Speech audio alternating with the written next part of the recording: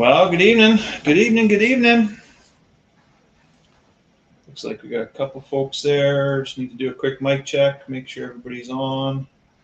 You can hear us. Oh, they disappeared. I don't know what happened there. If you can hear us, if you can let us know if it's lagging or what. Hopefully the sound quality is decent this evening.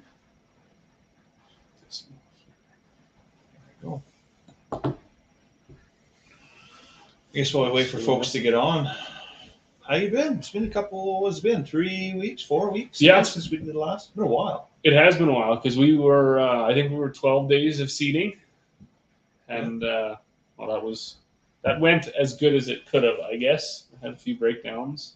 Other than that, things went well. 1 or 2 parts runs. 1 or 2 parts runs, but it was wet when we started, and we couldn't really have gone any faster. Yeah. It took what it took for the land to dry out. So, fortunately, we had some nice east slopes. They're a big plus up here. Oh, absolutely. Yeah. A nice east slope. We could get on a few of those. Got the wheat in right away on the 14th, 15th. Then we seeded some barley. Waited actually a day. Then we did a bit of spraying, a bit of tillage. Got back into seeding. Then our main seed drill gave up the ghost with some electrical problems. So we got the old drill out. Seeded all our peas in a few days, and then got back to. I think we got the new drill or the main drill. I think we got those problems figured out. Hopefully, after. So basically, you're just run absolutely ragged. I was getting tired. Yeah. I can admit that. I was definitely getting tired. It was not. It was not as pleasurable as it should have been. No. I think last season we didn't go around any wet spots, and it seemed. I think there was lots of time to seed. We started somewhere around the 7th or 8th of May. And we just had lots of nice weather. Yeah. This season, I mean, there was rain off the start, and then we got rained out another day, and then there was it never got dry enough really to just give her. Yeah. And that's a similar thing in the fall. If the crop ever gets dry once, it doesn't matter if it rains again. Yeah. It goes quick. Yeah. But it has to be dry once, and this spring it never was dry once. It was Right? just on the cusp of anything happening. So. Take one bite at a time, eh? Yeah. That's something. Oh, yes, we got some folks on. Damon's on, Chad's on, Tambora Station's on, Alberta Boys on. Fred, how you doing? Ontario Farmers on. So lots of these folks would have got cups in the mail. So hopefully they're joining us this evening and going to enjoy. Going to enjoy a drink with us. So that'd be great. My thing stopped altogether anyway, so that's okay. Or you were trying to. I was just trying to see if it was lagging. No, it's okay. I just wanted to know if it was lagging because it is raining here. I don't know if it's raining everywhere else. Pouring rain. We call this $1 million rain when you finish seeding, and then it's a nice gentle. Well, I guess it was gentle earlier today. It's raining pretty hard now, but it was $1 million rain today. Yeah, now it's getting to be too much. But yeah. I'm not going to knock it. You don't want your seed to float up out of the soil and wash down to the creek. It's best if it doesn't. If it doesn't wash away. So. Yeah, no, that's right. Yeah, the last couple of weeks for us have been not nearly as busy as you've been for sure. But we've got lambing done. We picked up 10 turkeys because why not? Absolutely. And it was kind of a side project for my mother-in-law. Mm-hmm. Anyways, they're here now. And then I picked up all our meat chickens today. So she had them in her brooder. They're now like 4 or 5 weeks old. They're fatter than they should be. They're probably good frying size chickens actually now. We're just going to get them out on grass in the tractors and keep feeding the world. And I see you got the garden in. Garden's in, yeah. All of it? We did 180 hills potatoes, 200 pumpkins. So I don't need to grow any. I never get my pumpkins. 75 spring garlics. I didn't plant garlic in the fall, so I did spring garlic this year. I just wasn't ahead of the game last fall. And I don't even know how many carrots, but we had like 5, about the same as last year, but we had like 500 or 600 pounds of carrots come out last year. So yeah. We did crop rotation, so hopefully everything's in the place it needs to be to kind of continue to build the soil in the garden, and the weeds will have a good head start with this rain. So. Absolutely, yeah. That's one thing we were thankful for too. We got finished, I think, Friday night, and Saturday we got a good day Saturday to put the garden in. Yeah. No, today's Saturday. Today is Saturday. We finished Thursday night, and we got a good day Friday to put the garden in. Oh, there you go. Everything ran together on me because I watched your video one night, and I was like, oh, I've got to see the garden yet. Yeah. Because that's something you want to have done before the May long weekend. Well, May long weekend's kind of the trigger, right? It is. You know, that's your hard soft date. You do not seed a garden past the May long weekend unless you haven't seeded the garden yet. Then you got to. That's right. And if you do it too early, frost is going to bite you in the ass. That's or a foot of snow. Absolutely. You're going to jinx yourself, right? So. That's what we do with seeding. You don't seed wheat past the 15th of May unless you haven't seeded any wheat yet, and it's the 17th of May. Yeah. Then you seed some wheat, and then you don't seed any more wheat. That's right. There's hard, soft dates in agriculture for sure in the Peace Country. Yeah. But we had some brutally cold nights in May. Oh, it was like minus 6. Yeah, well, minus 10 was the coldest we had here in May. Yeah. Yeah. Like scraping ice off the windshield. Like, what are we doing here? Yeah, but actually, May long weekend was gorgeous. Friday was kind of cold and windy. We took the camper out even Friday, Saturday, Sunday. Sunday, the day we packed up, like I was down to my t-shirt. Like it was cooking hot. Lucky. And then I didn't even unpack the camper. We just went straight to the garden. We're like, let's go. It's time. Yeah. So, yeah, worked out good. Awesome. Worked out good. What I got on here? Fred's got his glasses. Awesome. Hopefully he's able to enjoy a drink with us this evening. I'm going to unpack this bad boy. What do you got there? Well, you can. Is it a baseball bat? This is a baseball bat, but you may as well. We're going to pump those mugs here too. That's the only thing we got for right now. Yeah, so I forgot my water bottle in the house. You'll see this. I'm just kind of hold it up here so you can see. Got some Smoke and Oak coffee mug, which if you're joining us this evening, you may just win one of your very own. So if you're watching and you haven't already, please go down below, drop us a comment, drop us a question. Absolutely. We are planning to get some more, we're planning to get some more stuff, but whiskey glasses haven't come in yet. So these cups were easy to do. Yeah, and they're pretty cool. And then, so we got the cups, we got topic tonight. It's going to be famine. That's a hungry subject. The impending famine? Grown. The very possible. We got some. We were just chatting a little bit before this. There's some interesting numbers that could strike fear into somebody who cared at all about where their food come from. So I don't think we're necessarily trying to fearmonger or use shock tactics. It's more just by the numbers. These are the facts, and if we don't do something about it, this is the potential reality that we could be looking at, right? Yeah, absolutely. But the thing is, a lot of these, I don't think a lot of people know these numbers. Until I started doing the research, I didn't either. And you hear a lot of things, you hear a lot of numbers, but until you dive deep, you find out that it's a lot of cherry-picked stuff. Sure. One will be like China's wheat production. We'll get into that after we go over the cigars and the whiskey. But you get into these numbers of production, and then you find out usage, and it's actually quite concerning. So, cigars for the evening. I just picked these up today. We were in town, and cigars are measured off of length and ring gauge. Wasn't an impulse buy at all, eh? Well, what did you say? We had 58 ring gauge. The last time was a 7-inch 58 ring gauge Figurado chisel tip. And it was pretty powerful cigar. So I was at Cedar Gems. I really like that place in Grand Prairie. That's right uptown. Yeah. They're very helpful. And I said, I want a big 60 ring gauge cigar. He said, well, how big? I said, well, I don't know. Do they even get bigger? And he said, all right, well, here you go. Texas Lancero. Just out of spite, hey? Here we go. By Alan Bradley. 70 ring gauge. 7-inch long. This thing is an absolute behemoth. If there's any ladies watching, don't let your husbands lie to you. That's what 7 inches looks like. Absolutely. This is I don't even know for sure if our cigar cutter will cut this. You think? Because I don't know. Like it's there's some girth to that, eh? So I think it will. You think it's gonna get it? I think it's gonna. There's that pigtail right at the end. How they clean up the end of the wrapper. Yeah. I think we'll get it. If not, I'll just have to chew it off.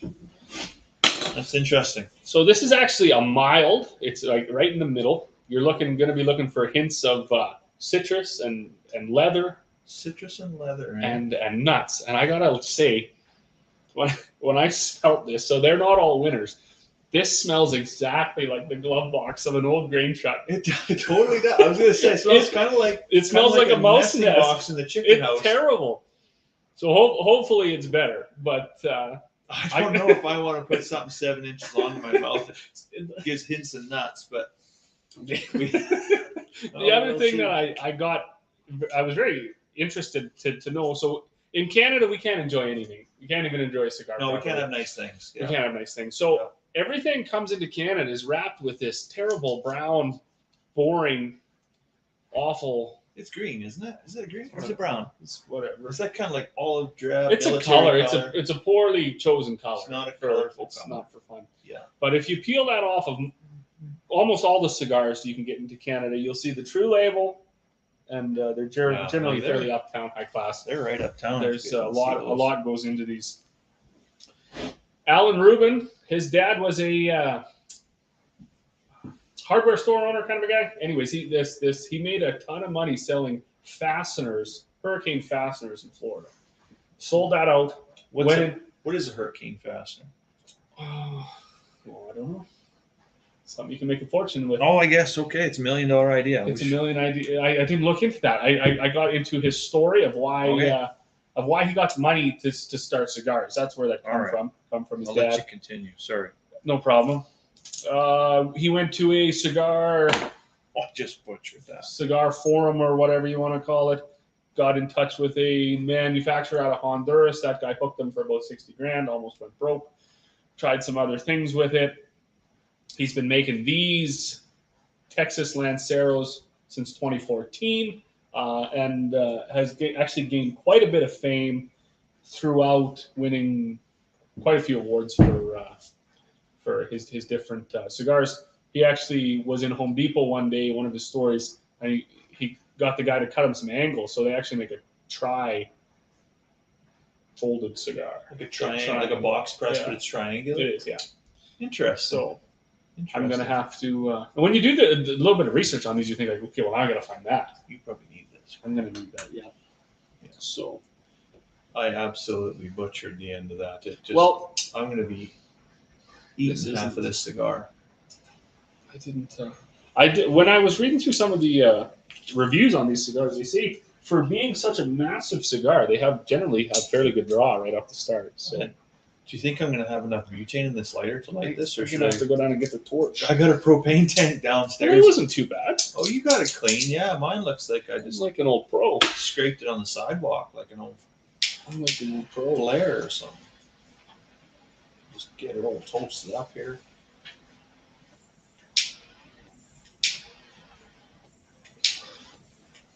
Oh, this is just not working out for me here. So these, this one I believe said made in Honduras. There's a bit of, I don't believe they're manufactured there anymore. There seem to be,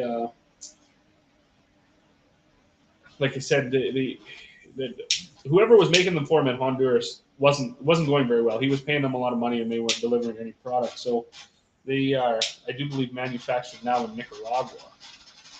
And you find that almost with all the cigars they made. That was a lot of work.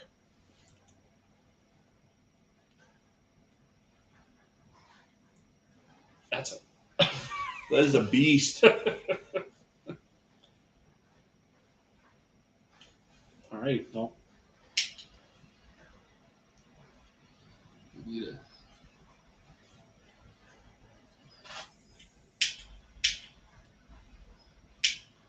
lightly roasted. Pretty mild, definitely very mild actually. Not too spicy off the start.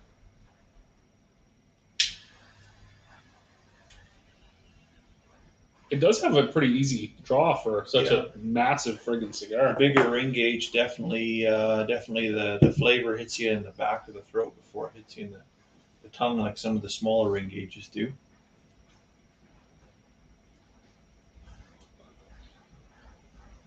I guess the popularity for like longer and bigger ring gauge cigars has grown quite a bit. There was quite a lull in cigars. Everybody's been watching our Schwarzenegger videos. I guess so, yeah. I had that written down here. I didn't realize that there was one year where cigars almost went out of style here. Really? Yeah. I forget what year it was. It was in the 2000s, I guess. But You know, and that label that you have, I remember when you did that label that they cover up, that always found that kind of amusing. Like there was really going to be 13-year-old boys sneaking into the cigar shop trying to buy, you know, a 70 ring gauge cigar. Like, what's the market you're trying to cover up here for? I'm not. Yeah, I guess it's all about looks, right? I don't even know. You don't see much for advertising. They're not even allowed to advertise cigars and stuff. I don't know how that goes. There you go. Chad says, all I can say is inhale deep and see if you go green. So that's actually kind of an interesting thing. What'd you have for supper tonight? I ate nachos. Nachos. Oh my goodness. So maybe we'll see that again. You never know. It's one of the things when you have a drink, you have a big cigar like that, it's not uncommon to get kind of an upset stomach, right? And so very similar to having a glass of whiskey before you do that. If you're going to smoke a big cigar, it's always good to have a good foundational meal, some bread, some red meat, something like that, right? So I've been trying to cut back on bread and red meat here lately because I'm getting heartburn so terribly bad. But this evening I did actually have a whole mess of lamb chops. It was kind of nice. Well, I got to divulge my secret. Before I partake in Scotch and cigar evening, I down about 4 ounces of Pepto-Bismol. That's okay. So I have yet to experience this heartburn and Scotch, straight Scotch. Or your daily routine? They are no fun. No, not my daily routine. It's just for this. Just for cigars and Scotch. You just prep for. I'm not gonna deal with it. I'm not gonna deal with massive heartburn because of the Scotch. I can tell you, it's not a good time. But I don't think we're gonna get heartburn from the Scotch tonight, are we? No, I don't think so. Because you would have picked this up. That's everything you have on cigars, right? Yeah, it was. There wasn't a whole bunch. It's fairly new. They sell, I don't know, a few million a year. A few million. Yeah, I mean, that's more than a few. Well, globally, I don't know. I don't know exactly what the cigar market is in the world, but it's they're not ancient. They're not like Julius Caesar cigars we had before from the 1800s. Right. Yeah. It's a fairly new 2000-ish on cigar, but quite popular and gaining popularity, especially with their what they're bringing new to the cigar world, like the Tempest Triangle got squished boxed. That's something else. Well, for a whiskey this evening, some of you will recognize this box, very, prevalent or dominant logo there. It's the Dalmore. We've had the Dalmore before. It's just sitting up right there. But that's the Dalmore 15-year. This is the Dalmore Cigar Malt Reserve. So it was a special blend. Not even a blend. It was a special. What do they call that? It's still a single malt. It's not a blend. Yeah. Well, yeah. It's a mix of their own casks. It's a mix of their own casks. So it is a blend. It's a blend of their own whiskeys. And so Richard Patterson, who is their master malter there, created this cigar malt. Actually, originally in 1999, they released the cigar malt, and they ran that for a decade. And there was a lot of confusion around the non-smoking whiskey drinkers of the day because they actually thought that the cigar malt was soaked in tobacco leaves, and that's where it got its unique flavor profile, which that was never the case. What Patterson actually did was he was trying to create the perfect whiskey to pair with a cigar. So it was catering to a very niche market, and it didn't really take off. So in 2009, they canceled the cigar malt. Done. And they renamed it. They didn't get rid of the blend. They just renamed it. They called it Gran Reserva. They ran that for 2 years, and there was actually a lot of uproar from the crowd that did really, really like the cigar malt. So 2 years later, they got rid of the Gran Reserva, and they re-released the Cigar Malt Reserve, which was the original blend, but it was actually distilled further to 44% alcohol instead of 40% was original. So kind of interesting. So this stuff, the flavor profile, I'm just going to open the box here. I actually have a magnetic lid. It's kind of interesting. So Yeah, flavor profile on this, you see it's the same bottle, pretty much exactly the same, just a slightly different label. The flavor profile should hit you with aroma of cinnamon, vanilla, and red fruits. I'm not sure which red fruits, if that's apples or cherries or red currants or what, but we shall see. Probably a little fruit cakey. On the palate, tropical fruits, banana, toffee, vanilla ice cream. And then the finishing notes, the lingering flavor that you're left with is going to be orange zest, dark chocolate, and crushed spices. So that's pretty exciting. I'm looking forward to it. Well, it's going to be top shelf. And I think we still, of all the scotches we've sampled here, I think that Dalmore was still my number one. Yeah, I don't know if we haven't finished a bottle yet. No, we've only come close with the Glenfiddich was probably the closest. Yeah, we did quite a number on that one too. Because that was 2 shows we did with Glenfiddich, wasn't it? Yeah, and we took a pretty good run at that Appleton Estates, but that was a rum. That was the first one. Yeah, that's the rum. Yeah, that's right. Yeah. And we're not going to partake in ice for this, correct? No, I don't think so. No. I don't think you're even supposed to do that. Yeah, so what I was reading today, well, the Dalmore, originally when we read about the Dalmore, it was kind of like ixnay on the ice, right? And I'm really, really glad that we didn't have ice because it is such a flavorful whiskey, and a lot of whiskey drinkers or Scotch drinkers in particular kind of shy away from these sherried whiskeys. It's kind of almost like a dessert malt, is what they call it, because it is. Okay. It's much sweeter. That it's makes much more sense. fruity, but you know what? I quite enjoy it. So let's crack her open here. Yeah, it was because the Dalmore has quite a few scotches, right up to I think 25 a year, and then there might even be more, but those you'd be getting into thousands and thousands. Oh, I'm sure. Yeah, I mean, a bottle. But for like on a regular thing, there was about five different bottles that I was interested in this cigar malt. So it was a funny thing. I went into a liquor store in Grand Prairie. I won't say the name, and I didn't know if they had it, but I asked the guy at the counter right away. I said, could you get this? Like, it seems to be quite a bit of licensing or whatever you want to call it required in Canada and Alberta to bring in alcohol. I'm not sure. Yeah, it's not an easy task. Yeah. So.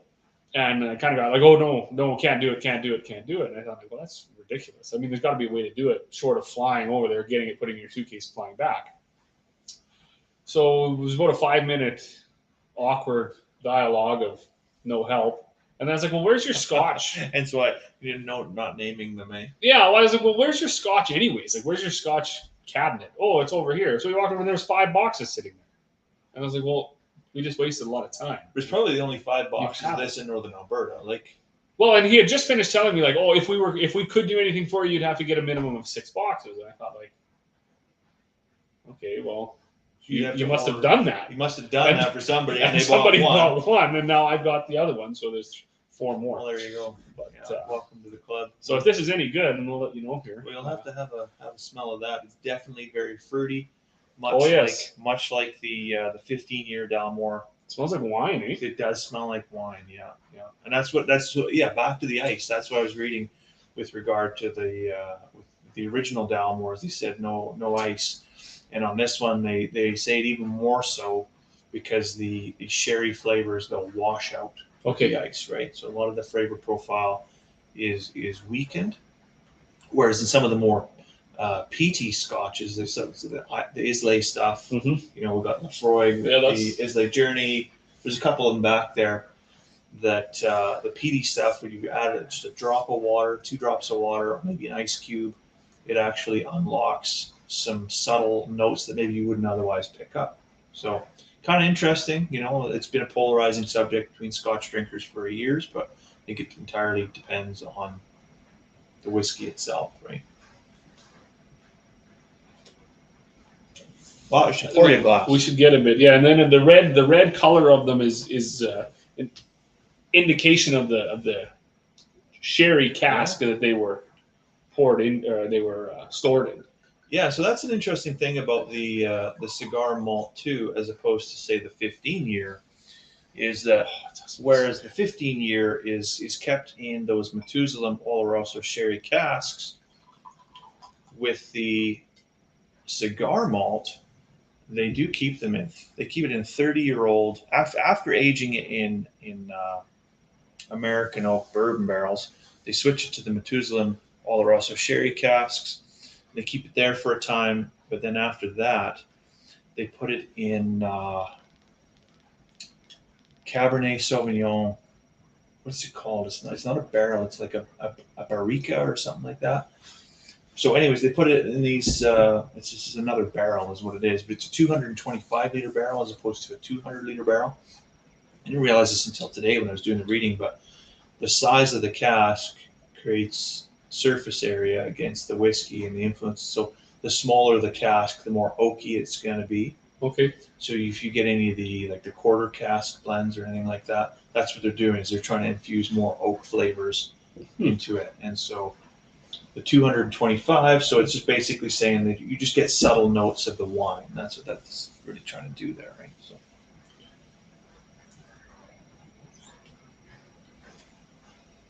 have a little hit of the cigar. What do you think so far? It really smells like apples, but it is smooth. It is very smooth Scotch. Very similar to the Dalmore. I think kind of like the original Dalmore 12 year we had, I think, was sweeter than this. I think you're right. Yeah. But that would make sense, I guess, if this was to be paired with a cigar. It's like highly, highly fortified wine.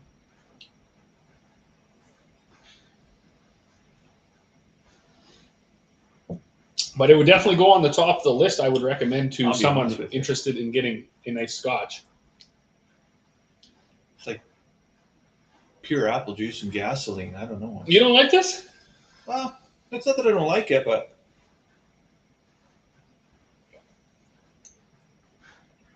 it's good. It's good, but it's confusing. It's confusing to the tongue because it's very fruity, but it's also so potent, right? It's got a lot of bite to that 44%. Oh yeah, if it burns your tongue, you can definitely feel the heat coming off of it, right? Burns your throat all the way down. That's what's the need for the Pepto, right? So yeah, so but it still is one to pace yourself. It's definitely a sipping whiskey, but it smells so good.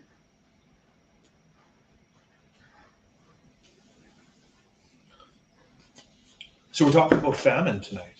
That's what we are going to do. We're going to talk about famine. So do you think that's an issue right now today? In today's day and age? Absolutely. In the civilized world? Maybe not in the developed world. In the developing world, for sure, undeniably. And in the developed world, yeah, I do believe that there's a tremendous amount of the population, too much, really any is too much, but there's a tremendous amount of the population that are having a hard time affording healthy dietary plans. Yeah, it's a real thing. Like actually here in Canada, they did studies in 2017, 2018. Well, they do them regularly, but in 2017, 2018 was kind of the last data. Pretty much during the pandemic, a lot of the data sources just, the numbers are so skewed, it's unusable data, right? But 2017, 2018, it showed that 1 in 8 households in Canada had food security issues, right? Like not concerns, like legitimate issues, right? So that's 4.4 million Canadians that just, and that's out of that 4.4 million, there's 1.2 million children, Canadian children, that grow up not having enough to eat every day, right? That's a pretty concerning number. And everybody looks at me sometimes, well, I shouldn't say everybody, but there's a lot of people I work with that look at me and, oh, this guy's got his tinfoil hat on again because he grows his own groceries. Like, who does that? The IGA's right there, the co-op's right there. Yeah. We always have enough. And I always remember my grandpa saying, I want to grow enough food for my family, and if there's enough left over to sell a bitch at the end of the day, then I did a good job, kind of thing. But the family's never going without. No. Right? Well, Fred says that bottle will soon be cheaper than gas. I would hesitate to guess what you paid for this. That bottle is about $140. $140. It's really not the end of the world. Did they have behind lock and key? They didn't. Actually. They didn't. No. Some of the stores you go to, they actually. When I bought the Dalmore 12 year, the box was empty. You had to get the box was on the shelf, but it wasn't in it. So, but these are just security. high security. So, but judging by the customer service I got at the place, I don't think that there are people beating down the door to go in there. No. And yeah, if you do, there seems to be not enough care to lock it up. If you take it or whatever. No, it seemed to be just, anyways, not my favorite place. Yeah. Cedar Gems, the cigar place, very good place to go. Right uptown. You can talk. I was in there for about probably half an hour chatting the guy up. This place, I never felt so unwelcome. Yeah. So it's like whatever. If I hadn't been looking for this for a while, I wouldn't have even got it there. But and to be honest, maybe it's not that hard to get. I don't just go from liquor store to find things. But well, I've never seen it. Yeah, I've seen it like in a magazine, but I've never actually seen it in person. So congratulations, I guess. I don't know. Congratulations on the success. Yeah. All right. So 4.4 million people going hungry in Canada every day. Where do you think they're at geographically? Geographically? Yeah. Who are the have-nots in our great nation? I would actually think it would be divided amongst urban, rural. There's four main provinces actually that have the majority, 84% of the food security issues. I would think some of our northern territories then. How about Ontario, Quebec, Alberta, and British Columbia? Like, isn't that a mind trick? Hey, you would think these are the provinces they're the have provinces. Absolutely. Well, I just dropped the family off at a birthday party today. That's why I was in town looking for this stuff. And when I was trying to navigate my way out of that subdivision, I seen more riverboats and BMWs and Corvettes and campers and big motor coaches or like tandem wheel, whatever the hell you call those bus things that are motorhomes. And I was just, like the real big ones, like touring things for celebrities. $500,000 tour. I was just like, wow, like, this is a pretty fancy part of the city, I guess. And it was like, I got lost in there because apparently they only put one road into these things, but it was all over. So I wouldn't have guessed that. No, I wouldn't. From what you see in our area, but we have covered this too. This area is a bubble. It's an anomaly. It's a peace country. Yeah. But I did talk to a lady that gets chicken feed. She taught school here for her whole life. She's retired now, and she said she used to spend about $2,000 a year feeding kids. Yeah. She always had snacks in her drawer because there's always kids coming to school hungry. That's right. Yeah. So heartbreaking. And that's the thing. So the overwhelming majority of the food security issues in the households in those four provinces from 2017 to 2018, because that's the data I have, that's linked to that household economic status, right? It's financial constraints, right? It's not inability to access. I mean, the grocery store is literally right there. Mm-hmm. It's not because they don't know how to garden. They're just literally living below the poverty line in a have province, in a have nation, right? It's pretty sad, right? So there's a lot of people living below that line that they have to make a choice every day between, am I going to eat or am I going to not freeze to death, right? So where we're at today, we're still pretty blessed, I think, as a nation, as a community. But the grocery bill increased last year by $1,000. Yeah, it's going to increase again by spring next year. So the have-nots, that number, you're seeing that now in the lower classes, but you're going to see middle-class families start frequenting food banks now more and more and more, right? Food banks actually have never had as high of a demand as they had in the last 2 years. I've heard that as well. They're way over capacity with what they're dealing with. Yeah, wow. The whole thing with the pandemic, right? Like it's really put at the forefront like how vulnerable our system is, or how vulnerable society is, right? Yeah. Like all you got to do is shut one tap off. One boat is late. Remember the boat that got stuck across the Ever Given? Was it the Ever Given or Evergreen? Ever Given. Was it Ever Given? Because they had it never given enough. Never given, that's for sure. Ever since, that's when it became glaringly obvious to everybody. There's a few select individuals that were living in a bunker already at that point in time that have been warning us for years with their broken clock theory, but that was a wake up call for the world, right? But that's such an unfortunate thing, and I mean, we get into it now. I suppose in a province like Alberta. So we've covered this, I think, on two our live streams. There's a couple of things that make food production in Alberta, especially for the beef, world renowned, and that's climate and the access to barley. So we can grow tremendous crops in the prairies, especially Alberta.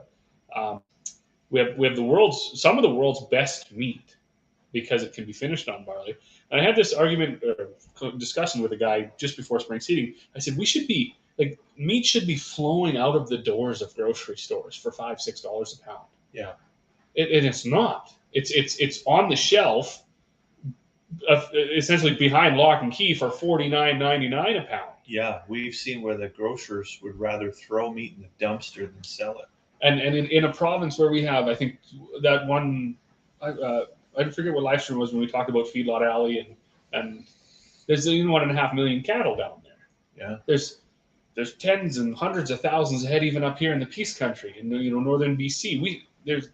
And farmers would be happy to see $5-6 a pound to them. Absolutely. So you double the pound to the grocery store or $13. You're still like, where is this $40 coming from?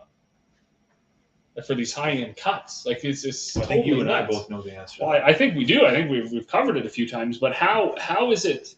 Why are people, by and large, so apathetic to the fact the grocery store exists? It's always full. It's always going to be there, and the credit card's always going to work. Well, I think they've been lied to. Like, so when's the shocking factor? Is it when the 38-year-old with 2 kids starves to death in the parking lot of the grocery store?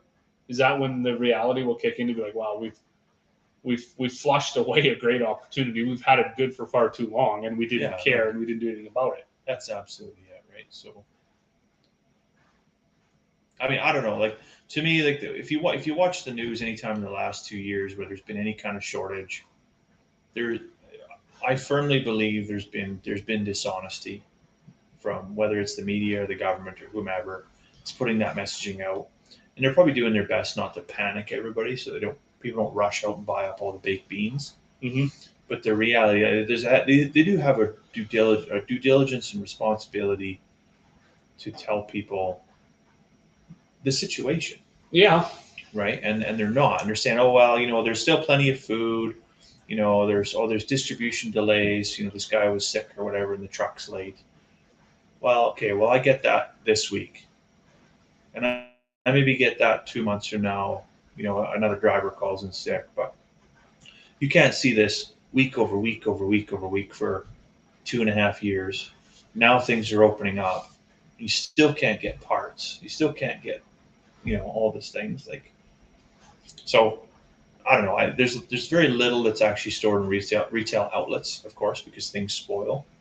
But we've seen really recently, even after everything is opened up, that it takes absolutely nothing to cripple the whole system again, right? So it is mind-blowing how fragile that system is. Well, I mean, so you just went seeding. You spent how many weeks doing it? Two weeks? About 12, I think 12 days. 12 days, you took a couple breakdowns, right? Yeah. Were you able to get all the parts you wanted just like this? I mean, if you did, that might just be luck, but. Yeah, actually, we didn't wait on anything. The local gas station in Heights / hardware parts store, they had the hoses I needed right away. They made them for me. Yeah. So they had the fittings and the ends. I had one hydraulic hose blow. When my seed drill went down, that was actually a software / there was one button that we found too that needed to be replaced, but they did have that part as well. So yeah, lucky, and as far as that went, Regina seemed to be the farthest away. Yeah. For where things would come from. That's the thing though, like that you have a $175 part that's 5 days away from Regina. Typically it's 5 days shipping, right? That one part can be the difference in seeding 1,000 acres. Well, we seeded, so when our drill was down, and thank God we didn't sell our old one. I had it listed for a long time, and I had not very much interest in it, maybe 2-3 people. And no offers or anything. And I thought, I'm just going to keep it because it's worth more to me than this. It's worth more to me than what I was even asking. And we put in 320 acres in a day with it. Yeah. So our drill sat for 3 days. So yeah, 3 days was 900 acres. And just by fortune that you had to have that, because that other drill was for sale. It was for sale, and I probably would have sold it had somebody give me even close to what I wanted for it. Yeah. And there just wasn't that. And it's not for sale anymore. And my dad, he'll be 70 in September, and he said too. He said it doesn't make sense anymore. You're going to to sell keep that it. horseshoe. You need two. Yeah. You need almost two of everything. Yeah. You almost. And when we redundancy, right? When we finished up seeding, so they did get our drill going, our main drill, but the last field, about the last 10 rounds, something was going on with the hydraulics. Now the hydraulics were working, but there's some load cell that was sticking, so the hydraulic pressure would go down. It has to stay up to keep the fan going. So you'd have to quickly turn around and reset it and do everything else. Had that not been the last few acres of the field, it would have drove you crazy. You couldn't have done it. Thankfully, we have another tractor. Or else, did they have that part? I don't know, because I never got the guy out to look. Yeah. So maybe they didn't even have that part. The part for our tractor, I don't know if you saw that video, for the tractor my dad drives, they call it a viscous fan drive. Effectively, it's just your rad fan for your engine. Yeah. That had failed. Engine fault light came on. That isn't even available in North America. So would you do both together? It started working again 2 days later. It's like a fan clutch kind of thing. It is, but it's an oil one, so it actually speeds up and slows down. It doesn't just turn on and off. Oh, it's on a VFD. Somehow. Yeah. The guy explained it to me. So he said, I've done my test. It's way too many ohms, blah, blah, blah. That's what's throwing you a code. He said, the positive thing about this, when it fails, it will fail working. It'll fail wide open. So your fan will just always be on. Well, that's so if you're not running this thing in the winter, at least it'll run. At least it'll run. Yeah. And then, so you be burning diesel like crazy trying to keep that thing. Well, it was, but it used horsepower. It hadn't affected anything, I guess, at this point. It's just the engine fault light was on. So he shut the engine fault light off. He said, "Yeah, just run it. We'll put your name on the list for this part whenever whoever builds it. We get one in Canada." And 2 days later, the engine light went out and it never came back on. I guess it fixed itself or whatever. So just run it as is. But yeah, there was an instance of a part that wasn't available. Yeah. Now I had shut that thing down and put it into limp mode or derated it or whatever, they would be sitting with a $250,000 lawn ornament and no seed in the ground. Yeah. So yeah, you need two. And who would think on a 2,500 acre farm you need two 4-wheel drives? How many acres? 2,500 acres. How many bushels of grain come off the farm every year? Well, I try to think reasonably that you can average about 60 bushels to the acre across all your crops. You should get 150,000 somewhere in there bushels. Yeah. It's a lot of food. It is. So one breakdown that has a big impact. Now, of course, your whole farm isn't going to be non-productive, but well, some rainy days where it's a limiting factor. Now, who would have thought parts availability is a limiting factor? Well, this rain this evening and throughout the day, if it continues on all day tomorrow, I mean, you as a strictly grain producer have very little success every day into June you travel. Crop insurance, for some odd reason, gives you up until the 15th of June. Yeah. You talk to most realistic people who have seeded past about the 3rd or 5th of June, they generally didn't get anything with that crop. It either froze or they left it out or it didn't mature in time. So cattle guys, fortunately, can green feed it. Sure. So you can still seed into June. But from a grain production side, it's going to be that rarity if he makes it. Yeah. It's not something to bank on. It's not, just throw it, that'll be fine. It's the 28th of June. I'm going to seed wheat. It'll be good. No, it's most likely not going to be good. Not going to be successful. Yeah. We got some comments piling up here. So who we got here? Kristen's on. Hey, a bit late, but here. So yeah, fantastic. Glad to have you. Chad says beef prices, corporate greed, but the middle class is used to cheap credit, and we'll even worry about the future to another day. That's why there's no uproar, and it will come with rising interest rates. Yeah, I'm going to talk about the Three Little Pigs here later, and that's going to explain that one in a nutshell. Jeremy says he watched a video a couple years back of a family going through the dumpsters at a Walmart, and there was all kinds of good food and other stuff they were taking. Yeah, there's actually whole programs out. There's a Loop program where you can get stuff that's past its sell-by date, but it's not past its consume-by date. You feed it to your livestock. And I think you'd be shocked to know everything that comes out the back door of a grocery store. Well, you did a whole video on it. And I did. It really, I posted that everywhere because watching the video, it really affected my day. It really angered me. Tens of thousands of dollars of produce leaves the back of the grocery store every week. Right? Well, you had the great part about meat. I mean, spending your whole, the whole life cycle of this animal to raise this meat, to have it packaged on cellophane and styrofoam and then thrown right in the dump. Yeah, looks Like real, it means nothing to anybody. looks real nice Except coming out the the back producer. of a garbage truck and going into the landfill, right? Infuriating. So, absolutely infuriating. So, and then Alberta Boy 74 says, I find it amazing how many families do not have a deep freeze, only the one on the fridge. Yeah, you know, we've talked about that too, about buying direct from the farm, and people, I don't know if I have the room. And we've said this multiple times, the money you'll save buying direct off the farm will literally pay for the deep freeze and probably the power to run it. Absolutely. For the year, right? So maybe not this year because power bills are getting pretty up there. But yeah, well, but nevertheless, it's going to be cheaper than buying piecemeal food from the grocery store. That's for sure. Yes. And then Tambour Station says always have a plan B, no matter what sport, farming operation you're playing. And that's, I mean, it's just being a good Boy Scout. Always be prepared, right? Always have a contingency plan, right? So. You know what? I think I want to change my mind. What, with ice? You're gonna ruin it. You're gonna try it, or you're gonna say it's good, or I should let you decide and you change your mind. I'm gonna say it took a while for my palate to customize itself to the cigar, to both the cigar and the whiskey, but they have melded together, and they do pair nicely. Scotch drinking is a very technical art. I did not realize that. My wife watched a show called Suits when it came out. I don't know how old that show is anymore. Like the lawyers? The lawyer show. Yeah. So after about four episodes, she wanted to try Scotch, be real sophisticated. So she bought, and I believe it was that Belfany one. And which is a really good Scotch. Took a sip of it and was going to dump it down the drain. And I had no interest in drinking Scotch at the time.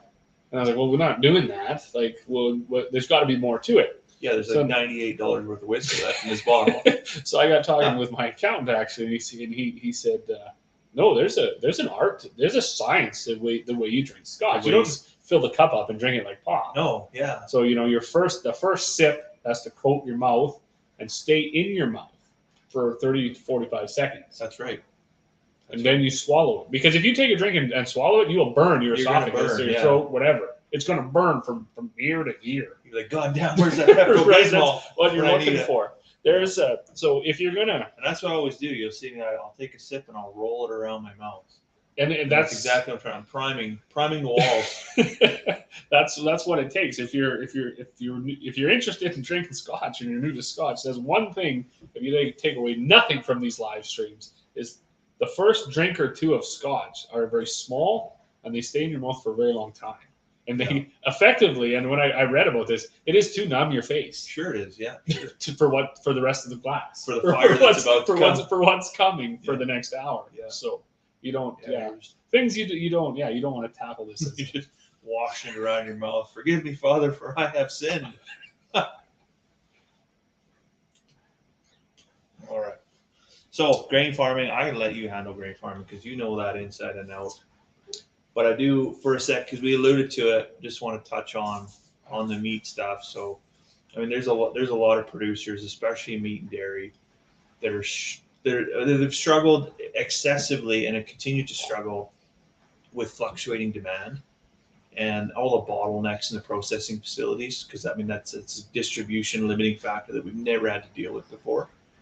And so, early in the pandemic, there was a demand for meat and dairy that, I mean, it's soared, right? Everybody's like, oh, I gotta stock up, I gotta do all this, and I gotta start learning how to bake sourdough bread and all these pieces. So everything like this, and then there was false shortages essentially that we incurred, right?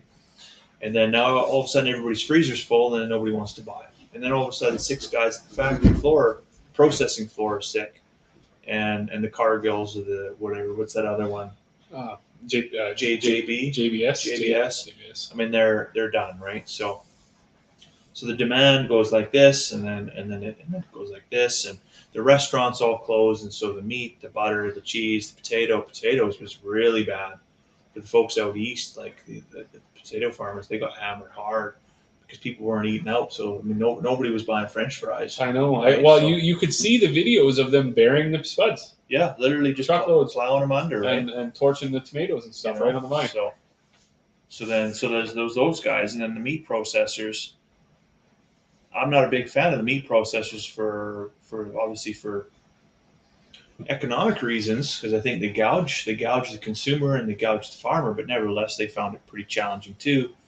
And but their biggest challenge wasn't the profit, wasn't the bottom line, it was the staffing levels, right? So here they got these massive kill floors with 5, 6, 700 people working in there, and you have a bout of COVID go through, and they shut the whole floor down, and there's literally 300 people that are out of the picture. And so we've only got those 2 facilities in Alberta, right? And that's 70% of Canada's beef goes through those 2 facilities. Yeah.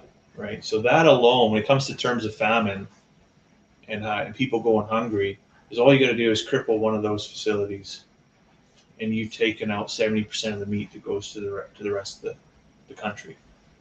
It is shocking. You know, I mean, from a preparedness standpoint, you're much better off to purchase from small amounts from many small producers than to have massive reliance on a single large source, because it just leaves you so wide open and vulnerable, right?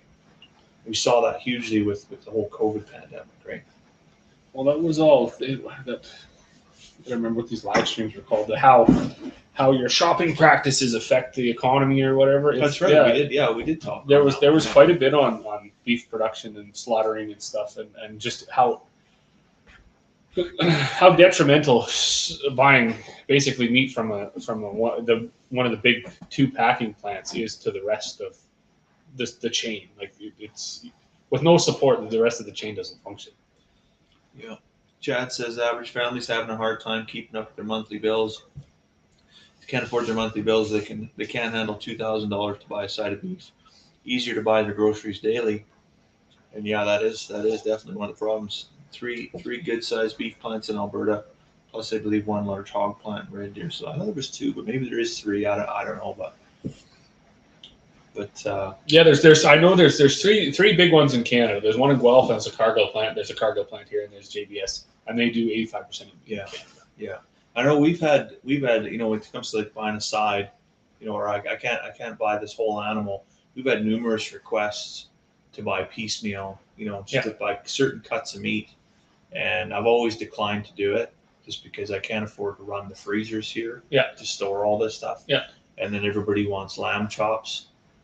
Yeah. And nobody wants lamb shank, and then you get stuck with all these shitty cuts. And I've cautioned some folks that get feed into saying what you'll find out when you piece out your pork is people want the whole thing turned into bacon.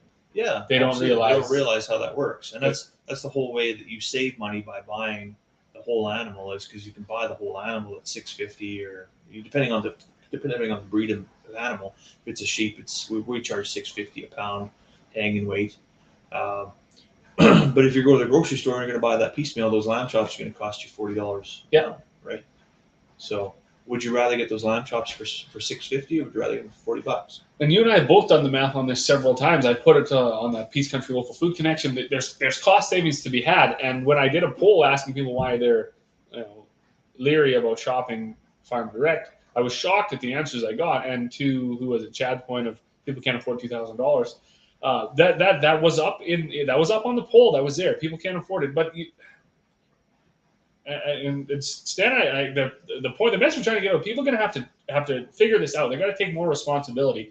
And you know what? That is a lot of money. And I know there are guys asking $5 a pound hanging weight for massive animals that weigh 1,000 pounds on the rail. Now you're asking $5,000 for a whole animal.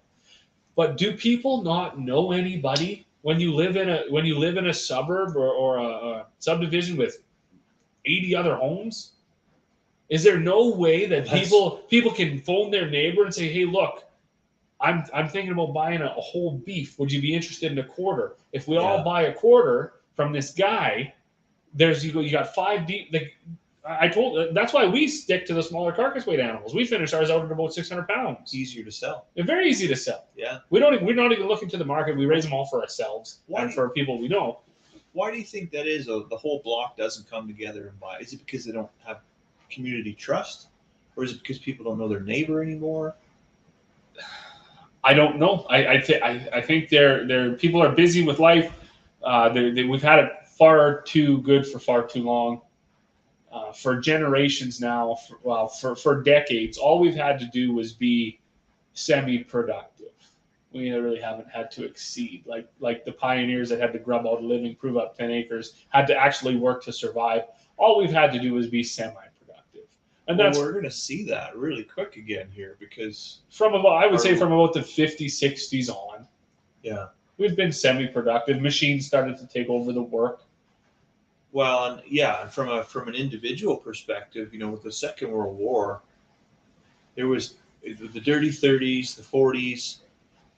The food shortage that happened during the second. I remember like my grandparents talking about ration cards in the UK, where you could get one egg a week and like 2 slices of bacon and a half a cup of flour, and that's what you got. And the rest you had to figure out for yourself. But for some people after the war, they just never picked up from that. There was always that system of the government still going to provide for me. There was always that system of dependence, and I wish that we would have just gone away from that welfare state mentality. That's the dangerous side of socialism to me. Is somebody else is going to do this for me. Yeah. And if somebody else is willing to do it for me, and I don't have to work for it. What does that mean to the next generation? They don't have to work for it. They got no skin in the game. There's no personal ownership. There's no accountability. Whatever, I'm okay. I don't have to worry about it. And then you just end up with garbage kids the next generation, and eventually we come full circle. And we got hungry kids. We got hungry grandkids. That is an amazing thing. It's shameful. That is an amazing thing. Because yeah, back to the one person doing this on their own. Yeah, I agree. It's a lot of money, but it doesn't have to be the case. It really doesn't. No, I mean, it'd be a whole community thing. If you're an urban living individual and you have urban living friends, maybe change the subject once off of the Kardashians, and maybe discuss your groceries, your freezer space. Maybe you'd be shocked maybe to find out that someone does have a deep freeze in their garage, and maybe you could get one too, and maybe you could fill it up, and at the end of the year save yourself $2,000, $3,000. Having a wide array of different things in our freezer there's local sheep, there's local bison, there's local beef, there's local pork, there's local chicken. None of it comes from the store. No. None of it was more expensive than the store. Corey does the farm bound thing for the vegetables out of season. That's all kind of a southern BC thing. And she said with the cost of everything going up in the stores, there's really not even any more money. So she got together with a group of ladies around here, and they pick up in Dawson every Friday. So right there, they don't have to go every Friday to get their box. They go about every third Friday to get everybody's box. Team effort. As a rural community, we're already doing this. And I really wish that we could get some of this message out to, I wish there was some urban people that could watch this, even for a few minutes, tune in and out or scroll through it, hit the highlights. Yeah. And, I think it was Alberta 74, that's the butcher. Like he said, they're willing to do it too. You don't just have to phone the farmer. You can phone anybody. We could easily cut an animal 4 ways, right? They can explain all of this to you and get it done for you. Unfortunately, the people that watch this, they're all like-minded like us, and they need to hear this. We have a bad habit of preaching to the choir, but we are going to have to. I don't know how long is this live stream going to be? Well, it's a cigar shop asked me, well, how long do you guys talk for? Because I was like, it was like 2 hours. He's like, oh boy. I feel like we're going to need to put this out and come back and relight it another day. I don't know if you're allowed to do that, are you? No, it's not. That's a no. I mean, you can, but it's not. That's like smoking a greasy old. Would you pick up a cigarette butt off the street and smoke it? It's kind of greasy, right? So. Yeah. Oh, I don't know. I'm chewing through it. I'd like to call that 7 inches, although I know what I haven't done this yet, but I'm having draw trouble here. Are you?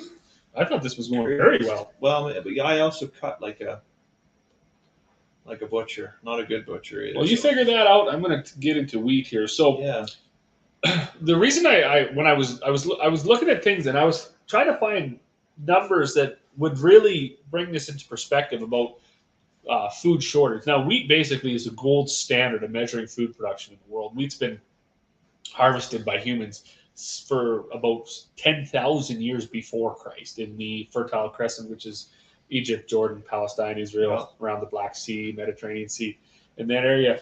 Wheat is grown on more land than any other crop, 545 million acres worldwide.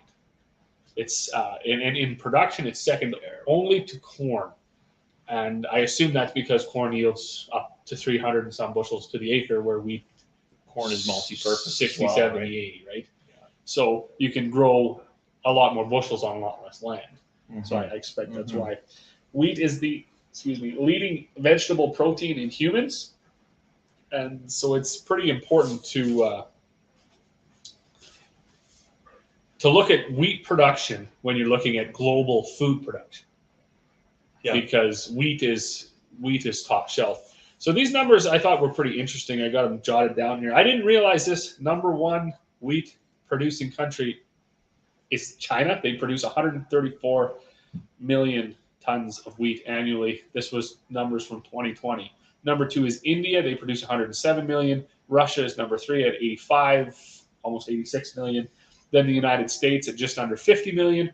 Canada is number 5 at 35 million. Then you get into France, Pakistan. Ukraine is actually number 8 at 25 million tons. Yeah. But Ukraine and Russia combined, which is significant for the size of the country. It is. And everything that comes out of that, what do they call the Eastern Bloc or whatever, I'm not sure if that's right, but that whole former USSR type area is all usually bundled into one when you talk about wheat production from that area. And if you would add Russia's to Ukraine, then you'd get up to that 105. Yeah. So Germany and then Turkey are 9 and 10 at around 20, 22 million. But so, this is, you were talking earlier about basically lies and misinformation in the media. This is where you got to read through this. So if someone was to tell you, oh, we could have a wheat shortage, but China produces 134 million, and I actually printed out this chart. What do you call this, Liz? That's a Gantt chart. A Gantt chart. So any farmer that gets, I don't know, been to any of these marketing seminars, they usually give you one of these. Shows you where in the world they're harvesting at the moment. So they're actually harvesting in China right now. They're harvesting, what is that? Yeah, they're harvesting their winter crop right now in China. So, and in India as well. That's why you're hearing information out of India being dry right now. So if someone was to tell you, oh, China's combining right now, they're harvesting, and they produce 134 million metric tons of wheat. Seems like an you're like, oh, yeah, that's fine. Incomprehensible number. But that's fine. I mean, they're combining. They got lots of wheat. They'll give us some. China's wheat usage in 2021, 2022 was 148.5 million metric tons. Right? That's 14 million metric tons more than they produce themselves. So they produce this massive amount of wheat, but they also have a massive amount of consumption. They are a net importer of wheat. Yeah. They only export based on free trade and world economics. So if the price is right, they'll give you some wheat. You know, whatever. Here, you know, if you're hungry, you give me a $5 turkey for my $100 rooster, right? Or a $10 rooster, kind of a thing, right? Like it's back and forth, and that's India itself too. 107 million tons. They use 107 million tons. Actually, just slightly more than they produce. Russia produces twice as much as they use, which is where this becomes a problem. Like, well, why Russia? Why can't we get it anywhere else? Yeah. That's why. Everybody else uses what they produce. Using it, yeah. Ukraine, they produce 24 million metric tons. They use 8.8 million metric tons. That a third of the global calories come from the Ukraine and Russia and that whole area. Really? If they do not produce grain, if they don't grow grain and export it, they are net exporters. The grain does not exist. Countries have stopped. India put last week, and it was a hard, soft line as well. They put bans on exporting their wheat because they will be short wheat themselves. Now, when you read into, okay, they banned some grades and some qualities, some they still are exporting. But all in all, that's why it's important to look into these numbers and not just take everything at face value. Sure. That China produces 134 million tons. That's fine. They're combining right now. We won't run out of wheat. Well, we will because they're not foolish. We never had any of their wheat. They didn't get to. They're not one of the oldest civilizations by being foolish. They have already I believe they already don't export. They've had an export ban in place for a few years now, I think. Yeah. Along with some other smaller countries like Vietnam and stuff like that. Well, yeah, in the last 2 years, China's actually told their own population to stockpile individually, which is extraordinary for a communist nation, right? So total wheat production, 510 million off of the top 10 producers, 510 million metric tons. Now there's another 200 and some million as you go down the list into all the other countries that are smaller producers. But then the shocking numbers. Global wheat production for the last 2 years, 774.87 million metric tons and 778.6 million metric tons, respectively. Annual wheat consumption in those last 2 years, 787.47 million metric tons. Those using some massive numbers, Dave. But we're using what is that? That's 6 and then 13 million metric tons more a year for the last 2 years than we've produced on the planet. And so for the last 2 years, we've been dipping into wheat reserves. Yeah. And that's why you and I had said, I think it was on our last stream or two ago, I had said one weather event, one war, one event in a massive agricultural producing sector of the planet potentially will plunge certainly the poorer sections of the world into famine. Yeah. It's a good thing we don't have any of that happening right now, right? Whatever's happening in Russia, Ukraine, boy, they better get that figured out because that's going to get real ugly. I believe Ukraine is on a similar. It's going to be on here. I believe they're on a similar thing like us. They should be seeding. This looks like Ukraine seeds February, March, April, May. So if they are still fighting and they do not put in their crop, they will not harvest in August, September, and the world will be short another 24 million. So fair to say that if North America experiences, whether we experience a drought or not,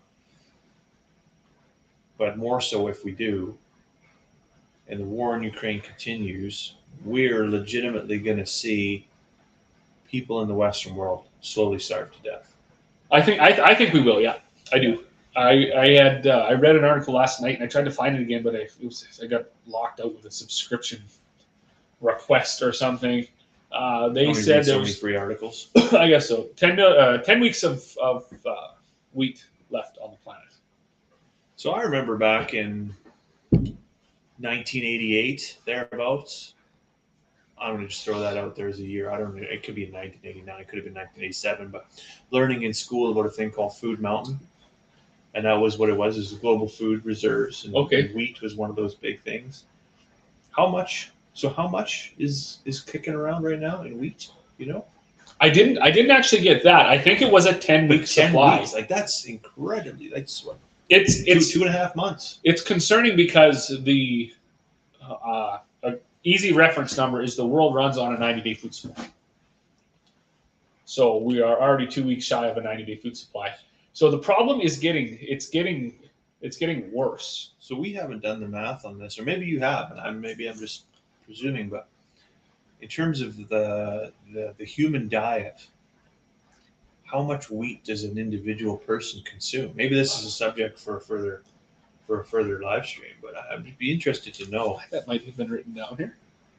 Is wheat the human cocaine? Like, is this something we can wean ourselves off of? I think I stopped writing that because maybe it was too much for one live stream, but it was.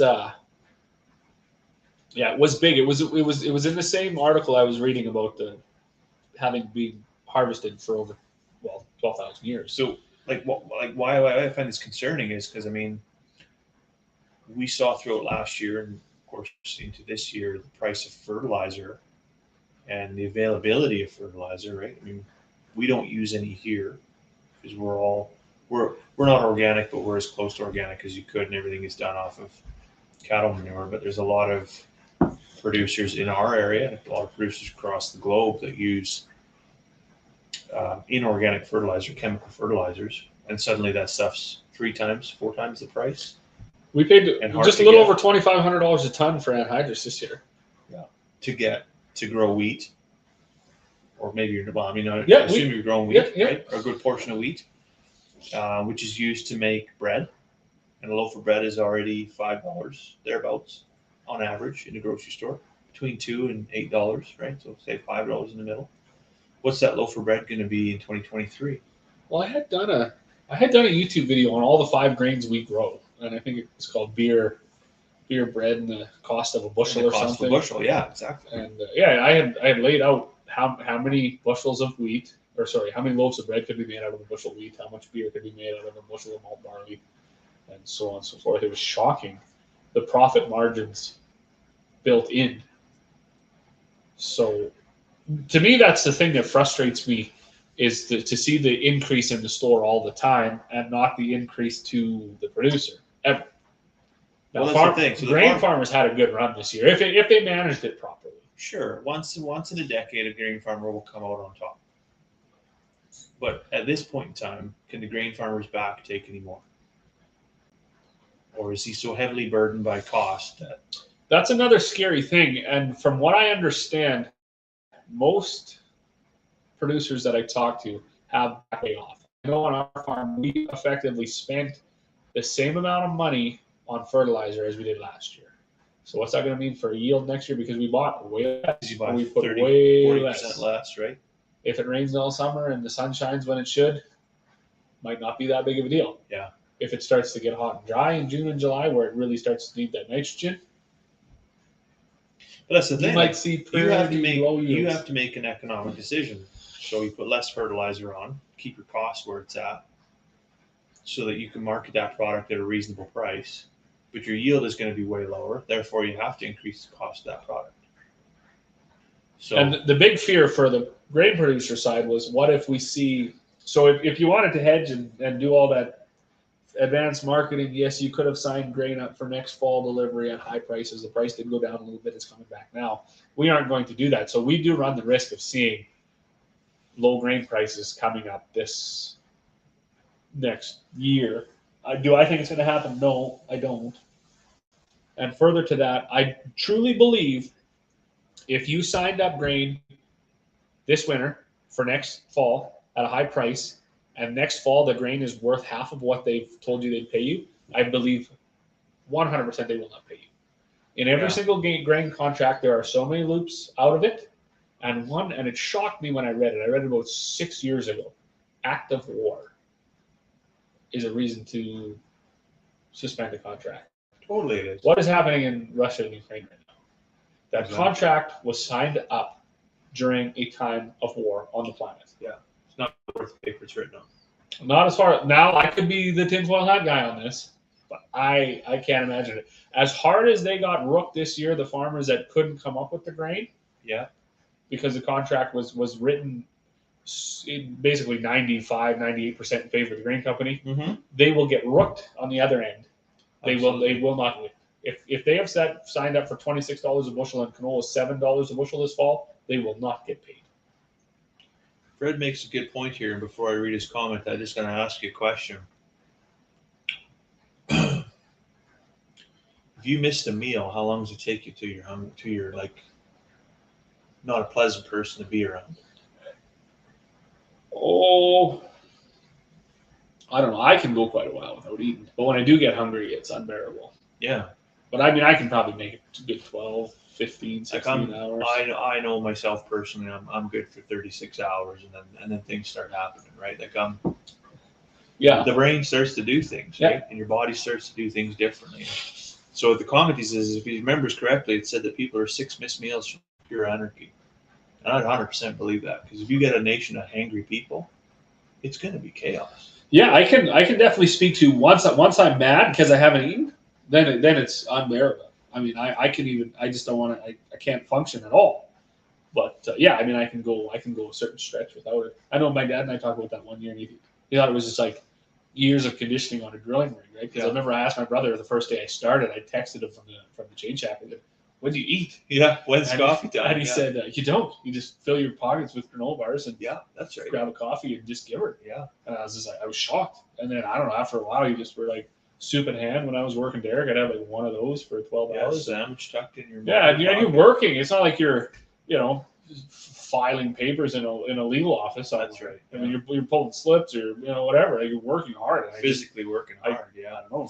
To eat was when we had camp. Yeah, we usually had whatever the dog was, or food or whatever. But when you had no camp, yeah, I would just go forever. Just cigarettes and coffee. Burn on diesel. Right? Just But have a smoke and a O. Henry. So we have a whole nation of people that have been fat and happy and well kept for many years, and now if times get tough, it's going to be really easy for those people to, who already lack accountability, to then just, absolutely descend very, very quickly into anarchy, right? So the other thing I find concerning, so as I mentioned earlier, like the price of household groceries. So in 2021, they were forecast at the beginning of the year to increase by $1,000, from $14,000 a year to $15,000 a year. The average actually increased $1,100 a year, so it was higher than expected. And the forecast now is, again, on average, is expected to increase by $1,500 by the beginning of 2023 per year. For a family. Wow. Annual grocery bill, went up from $14,000 to $15,000. Is expected now to go to $16,500 per year, on top of carbon tax and all this other stuff that your heat bill and all that. Crazy, right? Like, where does this money come from, right? And so now, if North America experiences this drought, which by the sound of the tin roof right now, I'm saying we're not getting it, but okay, well, maybe it's not a drought, maybe it's a flood. Well, as they say, right, it's a long ways from the bin, right? I mean, we're a very long way from bin right now, and it's you can't count your grain until it's sitting there and it's dry. So it's stuffed up from this thing. Well, that's a lot, hey. What are we? We're a third. We're a third. Gotta be more than a third. I'm starting to wheeze. We're starting to wheeze. Yeah, well, I feel like I gotta sit up, like stretch my chest out a bit, so I can get the lungs rolling here. I don't know how many tobacco beetles we just smoked in here, but it does. It smells so good. It smells a little less like the grain truck now. It smells so horrible right out of the bag. It smelled just like a mouse nest in the dash of an old pickup. Or like in the seat or something. Like an old top kick. Just revolts me. I laughed when because he was like, "Oh yeah, it's gonna be." It's just selling the thing. It's gonna be great. But those we had. What did we have last time? No, last time we had a Cohiba. We did. The time before we had the Florida Americana Chapter 1, and that was but the Cohiba, that was one I was, because that totally smelled like an old hay bale that had sat outside for a year. But it was actually a good cigar. That's the shocking thing, right? It smells like an old leather-bound book, but then it actually, once you get it burning, full of spider webs, and then it tastes good. Yeah, it smells like a stanky old library. How many people do you think you feed off your farm every year? Maybe you're not a representative sample because you're not. Are you an average farm? Are you an average farm? I would say below. You're below by today's standard. I don't know. Maybe in the Peace Country I average. Think we're not even close to an average farm. We're definitely we're a drop in the ocean kind of farm. When you look at like in Saskatchewan, I think the average farm size I want to say is like well over 5,000 acres. Yeah. Peace Country here, I know of some big ones. You hear a lot around that 4,000 acre mark. So it's like in North America, I forget the number of farms there actually is in North America. We did a video on that previously too. We talked about it. It's 570 million, I think, in North America. But one farm feeds 166 people annually. So you got yourself and your dad, your wife, and the kids. You go out there, bust your ass for the last 12 days. You got to feed 166 other people, on average, right? In 1930, that number was 4 people. The family farm was literally the family farm. That's why I talk about my grandpa, is because that was exactly what the mission was. Just let's just feed the family. It's all we were accountable for. How many people are there today that are not accountable at all in any way, shape, or form to feed their own family? Oh, way too many. Way too many. It's absolutely criminal. It's sin, as you would say, to see so many people that contribute nothing to global food production and yet expect so much. And they're angry at farmers for trying to poison them. They're angry at the price of food while they scrape food in the garbage. You know? I was going to bring that up. So we, when we went to town today, we stopped at the store, picked up some things, and then before they went to the birthday party, we stopped at a restaurant and had some food. Sure. And what my little boy, of course, he's only 4, but he didn't want to eat what he had in front of him, and I kind of get it. I mean, the kids' portions aren't for a 4-year-old. It was too No, much. that's yeah. But I just said, like, we can't throw this away. Starving kids in Africa. Like, I just and for some reason, it was really, since you and I have been talking about this stuff and doing this, it's every day now. I get more frustrated by the situation. But I'm watching around, and like you say, I'm watching people take their tray to the garbage with half eaten this and half eaten that, and they don't finish their drink, and it's in the garbage and they're out the door on with their day. And I was thinking, like, for the 2 of us and 2 little kids to eat, it was $50-some. Yeah. And like you see, people they're complaining about the cost of everything while they're throwing the stuff away. And there's no planning, there's no nothing into. I mean, I planned out that I was going to finish his meal, so I didn't order very much myself because he's not going to do this. That's right. So we didn't throw anything away, but it's shocking to me to watch the garbage get filled up with food. Yeah. So I mean, I'm not going to say I'm a saint or anything. I'm going to do pilgrimage to starving countries, but I'm certainly going to try to do my part here to limit my food usage and then food waste. Yeah, we don't want to be so woke that we're hypocritical. But at the same time, we have a responsibility to either reduce our impact or educate others that do, right?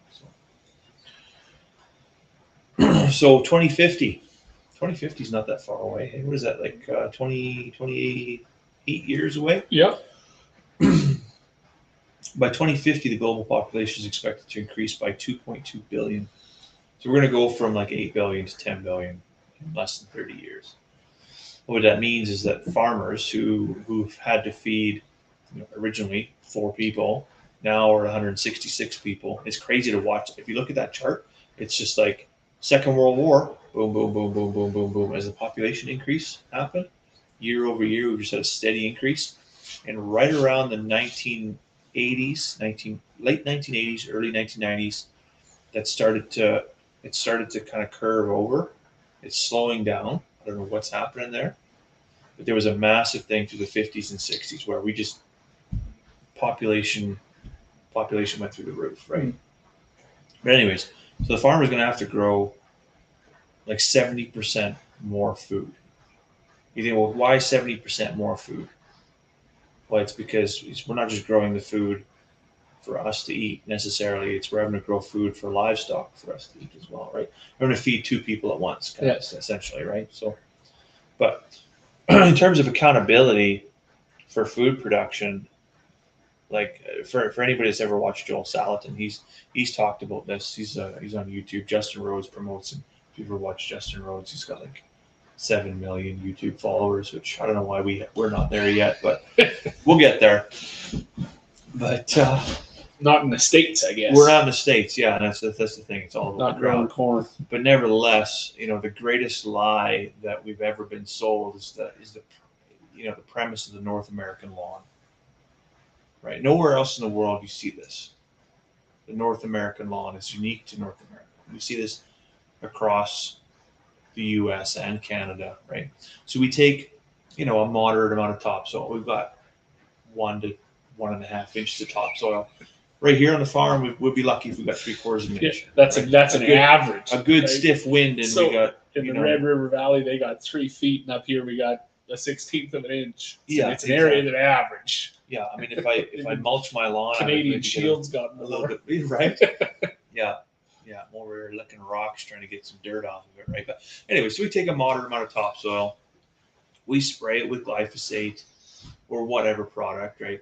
and then we pulverize the living daylights out of it with a rototiller, just to destroy all traces of biodiversity in the soil, and while compacting that soil below and creating a nice hard layer, and and then we plant an invasive species on top of it, right?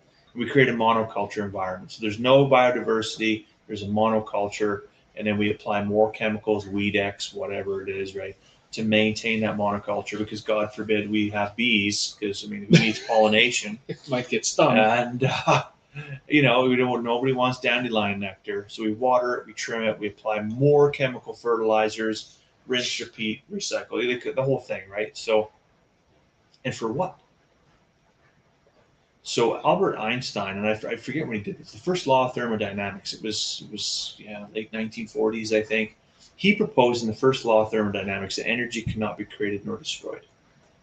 So you think about all of the energy you put into your lawn, right? You're mowing it, you're watering it, you're seeding it, you're doing all of this stuff, right? If you're not destroying it, it's being conserved somewhere. So all of these lawns somewhere, all that energy that's going somewhere is being conserved for some cataclysmic event. And it's starvation. That's what it is. It's not global warming. It's not earthquakes. It's not hurricanes. It's starvation. That's totally what it is. And it's going to come back and it's going to bite us hard. Right. And we're going to talk about a global event in turn, like reminiscent of the end of the dinosaurs. Right. So imagine imagine the world we could live in if everybody just contributed a little bit.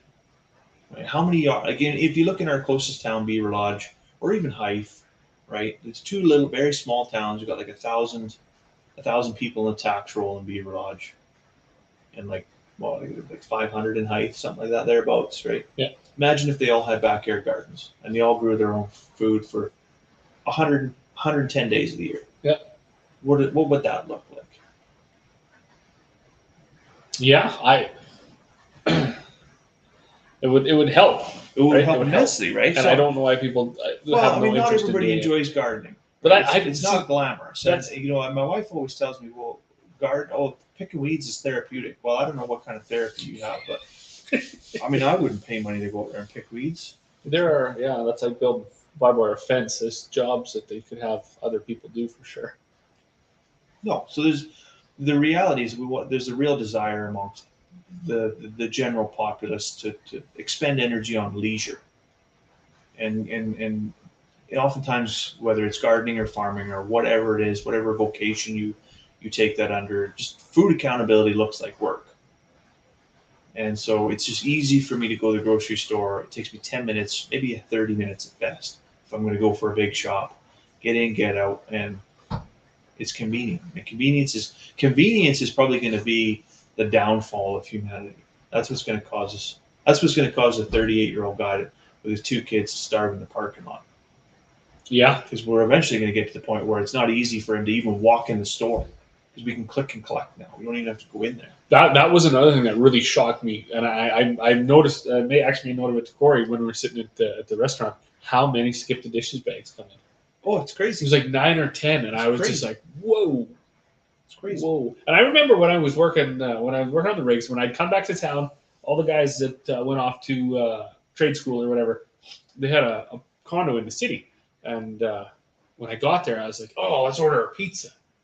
Like, I really wanted to do that. I've ordered like 8 pizzas in my life. That's it, eh? That was like I was like, let's do this. And they were just like, I mean, they had pizza boxes stacked right to the roof. This is an event. But I mean, I had a very gifted go at this. I mean, I lived in my mom's basement because I worked as much as I could as a single man on a rig. Then when I moved to the States, I really enjoyed that living in my own apartment thing, and I didn't order much out. I did most of my own cooking. So when I came back here and was hanging out with people I went to high school with, I was like, and now it just seems that's just everyday thing for everybody. Yeah. Like nobody goes to the grocery store, to the deli they just order. They don't even go to the store or order the food, the restaurant. Yeah. They just, And well, I think I had told you about that movie Idiocracy. I really think everybody should watch that movie. It's like a C-list movie. Terrible, terrible movie. I've watched it twice. Terribly accurate. I was thinking, like, this is exactly what is happening. We are descending into a world where we're sitting there drinking Gatorade, wondering why, the Gatorade Corporation took over the world, and we're trying to water our plants with Gatorade because it's got electrolytes. Right? I remember that one scene from it. The movie is amazing. Yeah. And I don't know why, like, it gained, like, yet again, it gained no traction. Yeah. People don't see any importance to this. And then yet you're sitting here in real life watching, not Uber Eats or whatever, truck after truck, picking up food, taking it to somebody's condo somewhere. Yeah. Like, we're not even leaving our homes. And on the other hand, we're expecting people to shop Farm Direct, to go to the farm, to order a side, to do a cut sheet. They don't even get off the couch to go get their own food. Oh, look! I got an app for that, and here we go. Maybe that's what we should do. We should come up with an app for Farm Direct meat. Maybe there you go. If you're watching this and you're techie, here, gift from Stan. $1 million idea. There you go. We won't even charge you for it. Just figure it out. Unbelievable. Yeah, we'd just be happy to just get someone doing it. Click a thing, you get a quarter of beef show up at your house. We'll even drop the freezer off. Plug it in for you too. Amazing. We missed a pile of comments here. We should catch up on these. You're going to top this up? Yeah. Okay. So I did want to say quickly here, it is estimated that healthy diets are out of reach for 3 billion people. That's a statistic today. So there's 8 billion people in the world. That healthy diets are out of reach for almost half of the planet. Because of cost? Because of cost, because of logistics. A lot of this, they say, is definitely in poor countries without access to... not every country has a Sobeys within a 45-minute drive. A lot of countries don't have a 45-minute drive within distance of where you live. Sure. They have to walk there first and then get on a bus, right? The developed countries are very fortunate. And that shocked me that just under half of the world, that's good, doesn't have access to a healthy diet. Well, I would say, and I don't know, I'm not looking at the numbers that you're looking at, but I would say there's probably a large portion of the North American population that's there. Despite the fact that it's right there, it's not accessible to us. Yeah, well, I've been hearing lots of stories of people with 2 grocery bags and the bill was just under $300, see? And they got one in each hand and they're shaking their head. So we should catch up on the comments here. Jeremy says, I don't know how current this is, but I read this not so long ago. 44,000 farms registered in Alberta, 495 acres was the average size. Big spread in the Western producer this week on farm size, 156,000 farms under 1,100 acres, 9,000 at 1,500 acres, 7.8 thousand at 2,500 acres. Basically, 16,000 over 2,500 acres. So there are some sizable farms there for sure. And then Fred said, the wife and I went to the lunch last week and I read there's $75 for a small starter and a couple chicken sandwiches. Mind you, I did have a beer. That must have been an expensive beer. And Chad said, I had a beer with supper last night, $7. I damn near died. No doubt. No doubt. But I think $7 for a beer in a restaurant now. I know it's a bargain. Is a bargain. But yeah, well, I wish I got to write those numbers down. Or it's worth going back on my channel and finding that beer bushel video quick and seeing exactly how much barley is in a can of beer. It is not very much.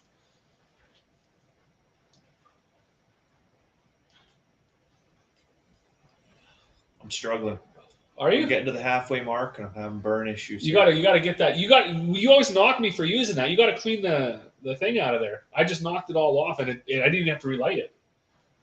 Well, we're going now. I just got to pull on it like a shop. A ruler. Because I want to say this is still 7 inches, but it can't be. That's okay. Metric inches. Sure. Anyways, as I was talking about, imagine the world we live in. And I did mention earlier about the 3 little pigs, and I said I was going to explain the 3 little pigs. So, if you recall the story of the 3 little pigs in terms of survival, and population leisure, who's looking green? I'm not looking green. No, I'm a professional. I'm enjoying this thoroughly, but I am having to pull hard on. I think we'll make it through okay. Anyways, it's like the first little thing. It's like the first little pig in Three Little Pigs, right? So he makes this straw house. They all go their way, and he makes this straw house because he didn't want to work all day. He wants to dance and play. This is Right. day. So until one day, the wolf comes by, blows the shit apart, and then he has to run like the wind and beg for help from the second little pig. Wah, wah, wah, right? The second little pig was really only slightly better prepared, but it still was ultimately screwed as well. And then, but the whole deceiving part of this story in the Three Little Pigs is in the end, these two slackers, they get themselves in a pickle and they go banging on the door of the third little pig. And the hardworking pig who's built this brick house solves the problem. And the three little pigs live happily ever after, right? It's an absolute scam. It's not reminiscent of the real world, right? So reality is life isn't a children's story. Maybe we should stop telling our kids this story because there is no third pig. Right? We always look at the third pig as the government. The third pig is the government. It's going to save our bacon. No, third little pig doesn't exist, and the wolf is never going to stop trying to blow your shit down. Right? Like he's never going back up the hill. He's constantly knocking at your door. Right? So think about this in terms of like, what can I actually be accountable for? What can I actually accomplish? If maybe I know a lot of our crowd is the rural population, but if by chance we have somebody that lives in town that is just getting into this and is thinking, well, what kind of impact can I make on my grocery bill? What kind of impact can I make on the community? The average municipal lot size in North America is 8,560 square feet, right? So the average Canadian house is 1,792 square feet. That's a pretty big house. 1,800 square foot house is a pretty big house, but that's the average. So I mean, yeah, there's some 6,000 square foot houses, there's some 800 square foot houses, but the average is about 1,800 square feet. So that leaves 6,700 square feet of yard available, which we're going to go out there every Saturday and we're going to mow that lawn. We're going to bag it up and we're going to take it to the curb. Or certainly hire a landscaping company to do it. Or do that, right? Or put sidewalk in, or put mulch in, or we can plant. Seen one guy, he put brick down the whole thing. Brick the whole works. Because it doesn't want to maintain it, right? No weeds, no grass, no nothing. Right? You go out there and blow your brains out at some job that you absolutely hate to pay for groceries that you're going to throw away at the end of the week anyways. But anyways, so say you converted half of your 6,700 square foot yard, so basically your backyard, to a vegetable garden. In 100 square feet, you can grow 230 pounds of vegetables. It's a lot of vegetables. So, okay, you got 3,350 square feet because you're taking half your yard, right? You can grow 7,705 pounds of organic food, right? Or not. I mean, you could choose to spray or do whatever you're going to do, but 7,700 pounds of food. So if you want to grow enough vegetables to sustain a family year round, we're talking year round, not just like a kitchen. We have a kitchen garden, then we have a big garden. The kitchen garden only services the family for 3 months of the year, essentially. And the rest of the stuff is stuff that we put in the cold room. If you want to grow enough vegetables to sustain the family, you actually need 200 square feet of garden per person. So let's do the math on that. How much is 200 square feet? Well, it's 100 by 100. It's 14 by 14. So in the space of this mezzanine right here, we could feed 2 people for a year with the vegetables we could grow in this space. Isn't that wild? Up here, though? Up here. Huh. Because you have a 100-day growing season. We have an amazing growing season because of all the sunlight we get and evidently all the rain we get just today. But anyways, so 200 square feet of garden. Family 4 needs 800 square feet. That leaves you with 2,550 square feet that will yield an additional 5,865 pounds of produce that you could sell if you wanted to. Help your neighbors, whatever you want to do, right? So imagine you sell your fresh vegetables at $3 a pound. That's $16,000 a year of income that you could get out of your lawn. How much is your lawn making you? Nothing, because you're having to buy anywhere from $200 to $2,000 lawnmower every year. And then what do you do with it? What becomes the lawn? So you bag up all the lawn clippings, you put them on the curb, you take it away, you remove all the biomass, you convert it into methane, or you could compost it and use it to feed the soil, grow food, and absorb any greenhouse gases. Right? Imagine the world we live in if we just did that. That's my rant on lawns. Yeah, I guess. Well, the big question then is, well, why no interest? Why do people not want to do it? Are they that beaten down? Are the daily trials and tribulations too much that people can't afford any extra energy in the evening to do any of this? Is it that uninteresting? Are people that out of touch? What gets them down? Well, and one of the folks that commented, I forget who it was, but they mentioned social media. Social media, and everybody's just selfish, and they just spend their whole time scrolling through, and they're on their phone. But that too, whether they're doing that for selfish reasons or otherwise, it is rotting people's brains. It's really easy, and it's really easy to just go on here and go like this, and then you look up and you're like, oh shit, this an hour went by. What if, imagine if you had an extra hour every day, extra hour of daylight, even be productive time. And I get lots of questions to this from the folks that I work with, because they're, everybody has their thing, but mine is, let's come home and put in another full day's work, and then go to bed for a couple hours and come back and do it all over again.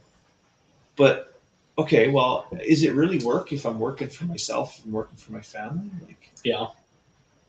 I get that it's work if I got to go out there and work for somebody else to make money to feed the family, but after work time, I get a good solid 3-4 hours of just about every day to improve my own family's well-being, improve our own wealth, whether it's financial wealth or family value wealth, or just literally growing potatoes, 180 hills of potatoes. That's going to be like 8 tons of potatoes that are going to come out of there. Yeah, you're going to have a mess of spuds. You're going to have a whole pile, right? So the kids are going to eat. At the end of the day, the kids are going to eat. Well, I told a lot of people Russia be damned. Well, I told a lot of people that too, and they're like, maybe some of the smaller hobby farmers are the ones who just got moved out, because that's one of the fortunate things about selling feed is you get to meet all the new people. They move out to 10 acres, they get 5 chickens, and then says, where do you get your feed from? Well, go here, right? So then I get to talk to these people. And then lots of people wonder, well, are you worried about what's going on? Actually, on one of the YouTube videos they did, the last one or the one before, a lady actually commented, and I told her about tonight, maybe she's in here or not. I said, well, she said, is there really that, are wheat supplies or something along really that low? And I said, well, I truly believe they are. Yeah. But I told a lot of people, like, that doesn't really bother me, because mine aren't. Like, maybe the world wheat supply is down, and tinfoil hat or not, we cleaned up a bunch of extra, because this was the first year we had #1 good quality wheat. Yeah. That's going to be a milling grade wheat. We cleaned up a bunch of extra seed, and there's no different from seed to milling. That's right. It's probably cleaned a little more and sized a little different, but so we effectively have a silo, a granary full of wheat that we can eat. I didn't seed it all, so it's half full. I can't remember exactly how much wheat was in a loaf of bread, but I can make much. Like 1 million loaves of bread.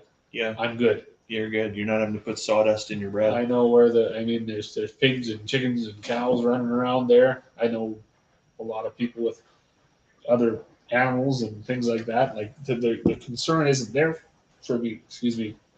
So why are people hearing about this upcoming potential situation and sitting idly by? Well, my concern is the locust, right? It's a biblical plague of locusts, right? Came by, they ate everything. Now, are we actually going to get grasshoppers come through and consume everything? We've been close. It could be a thing, but I mean, it's a metaphor. I don't know. It was about 7 years ago. We were pretty good. I sprayed for them. Yeah, they ate all the wheat. No, I remember 2017 when we first moved here. The ground would move as you walk through. It's like a sea of grasshoppers. But no, I'm being metaphorical in terms of the human population as locusts. Oh, So we have a global catastrophic event. You and I are well prepared to withstand that, as are many of the viewers, well prepared for that. But are we prepared for the sea of unprepared individuals to make their way into the rural area, knowing that we have food supplies? Like it's going to be talking about zombie apocalypse, right? Like, so that's why a lot of this. That's again, tinfoil hat, whatever it is, what it is. But I would sooner teach those people to fish, right? I would sooner educate them on how they can be self-sustaining themselves, put in the work myself, right? So I know how it's done. I know they can do it because I lived in town for years and people thought I was crazy because I was growing a ton of food there. But if things get bad for the folks in town, where are they going to go? yeah, that's the unfortunate They're thing. going to go to the farm, and if things get if we're talking about warfare, they'll come in, they'll clean you out, and then you won't be able to recover from that event, right? Will literally be like a plague of locusts come through. And throughout the centuries, that's what's been done. Is when nations at war, first thing you do is you just go in and you burn out all the farms, right? You make it so the people starve them. They can't do it, right? Can't sustain themselves. And it's really, really easy to do now because you have these massive cities, urban populations that are entirely reliant on a supply chain and have no self-sufficiency whatsoever. Very, very concerning the time we live in because we are in the third generation. We've never had it, like, honestly, the human race has never had it as good as we have it today. In the midst of the Industrial Revolution, food surpluses, like, if you even go back like 60 years, life was really, really hard. Oh yeah. You go back 100 years, life expectancy was 35. Now, granted, a lot of that was the life expectancy was 35 because babies didn't make it. There's still people that live to Yeah. 60, 70, 80. But you imagine being a young family and you can't keep your own kids alive. Yeah. Like that's incredibly hard. And we're at the precipice. We got one more generation that's probably going to have things difficult, but the generation after that, like our grandkids, are going to have a really shitty time if they don't get it figured out. Yeah. Well, that's, I guess, part of the keeping the education going instead of descending into that idiocracy where you're just going with the flow, assuming the third little pig is going to be there, that things won't get bad. Because, as you said, when these events happen, there is no coming back from it. When you're cleaned out, that's it. No, that's right. We won't. So when if I was going to do some more research, I mean, this whole live actually come up pretty quick because we had just. But I wanted. We only really had 48 hours notice to pull this together. Yeah, so I wanted to do some more on wheat reserves. Like once they're gone, they're gone. You need a few good years of surplus to build them back up, and it's very concerning that there's so little care. And that's the thing, like, it's not necessarily I want to get biblical on anybody, but we've all heard about the 7 fat cows and the 7 skinny cows, right? So 7 fat cows come in, and you go to in a period of time where things are really, really good, crops are really well, you're able to fill your grain bins, and if you're smart with it, you can actually maintain a reserve. And then 7 skinny cows come by, and they eat up all the fat cows. And it's years and years of poverty. And if you were smart about it and you kept grain reserves, in Egypt they were able to weather the drought or the cataclysmic event that happened there, just by being smart. But we live in a time now where we don't know anything but excess. Yeah, it's too easy to just order shit off Amazon or skip the dishes or whatever it is, right? I mean, you buy a new vehicle now for $100,000. And we don't really think about the impact that has even 5 years down the road. We're very, very short-sighted. Right. Yeah, and it is definitely evident in just if you just day watch people if you're out. What they're filling their carts with, what they're throwing away, what they're when you walk into a restaurant and you see a bunch of tables where patrons have just left, and you just shake your head at what's left at the table. Half full drinks of alcohol, half full plates of food, half full, sending this back and that back because doesn't meet their standard. What was shocking last night, and not shocking, but I was impressed, shockingly impressed. We'll say that. So we went out for family supper last night. We took the kids to the Midway. The rodeo's on a Grand Prairie, right? So we take the kids to the fair, and afterwards we go out for supper. There's I don't know, like a whole mess of us, like a dozen and a half people, and we eat. And at the end of it, we all want boxes, right? And the waitress is looking at us like, "Whoa, you want boxes? Like you gonna take this home?" And some of the stuff that we're boxing up, they're even looking like, "Really? Like you're gonna take that home and eat it?" No, we're gonna take it home and feed it to the pigs, the chicken, like anything you're not gonna actually take home and eat. You're gonna take home and feed and turn into food. Yeah. Right? Why would I take it to the garbage? Why would I let you throw it in the garbage? I just paid $17 for that. Yeah, exactly. Or whatever it was, right? So that's uncommon now. So yeah. Unbelievable. Isn't it just, eh? Unbelievable. Well, how long have we been at this? Like we've powered through this thing. I had to remove the band. It was mine was wasn't glued on anymore. It was just kind of swirling around. Yeah, the heat has been at this for an hour and 51 minutes, so just shy of the 2 hours. Jeremy just left a comment. Family in our area had 14 kids live, and they lost 3. One of their youngest is now 90. So that's obviously incredibly sad, but good to hear. Good to see the resilience in those generations that There's lots. Those that made it for the right reasons because they're hard as nails, right? I know one of the great joys I get is getting my 5-year-old daughter to ask my dad about what he saw at the store and what he played with, because she plays with an old iPhone and she has a Leap and she has lots of things that my dad didn't see until he was 60 years old. And it's funny that he talks to her about the things that he saw at the grocery store when he was 5 and 6 and 7. Fruit was a seasonal thing. Oh, 100%. Now it's doing strawberries in December. You just get whatever you want. Yeah. Right? Yeah. He said so it's amazing to see. I was just thinking about that the other day because the wife, she bought some apples. And where are you getting apples from in May? But it's a thing. Right? So we try not to buy too much from the grocery store. We try to grow most of our own, but I actually just put in four cherry trees and another apple tree. So we're up to like 6 or 7 apple trees now. So be able to do lots of canning here. The fruit ones are hard to get because the real sweet fruit bearing trees seem to struggle in the north. They struggle in the north, yeah. If you like your jam tart, then you'll be all right.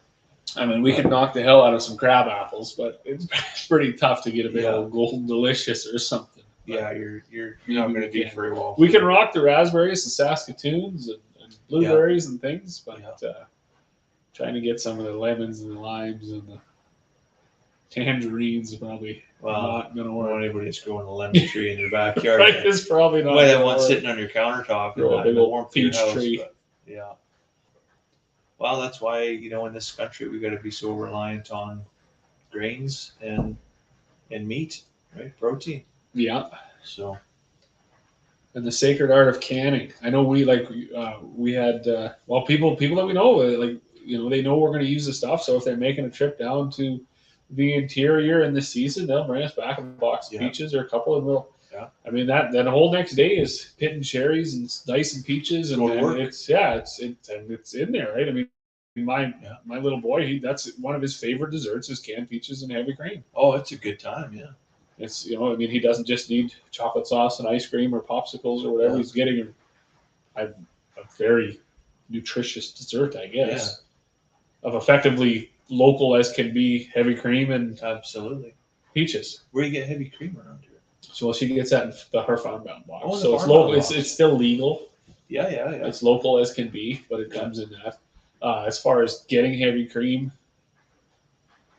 I'm always interested in that because CFIA, stay away. But I mean, there are options around. I grew up on the dairy, right? So there's two sides to the dairy. There's the side that goes out the door on the truck, and then there's the dozen ladles a week that end up in the fridge at the farm. That we always had raw milk, right? And that was the way it was.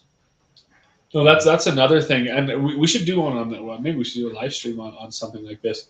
I was reading an article somebody put up about drugs like heroin and things like that, and the damage caused by this stuff, and it was all in relation to why is milk so heavily regulated when nothing else is.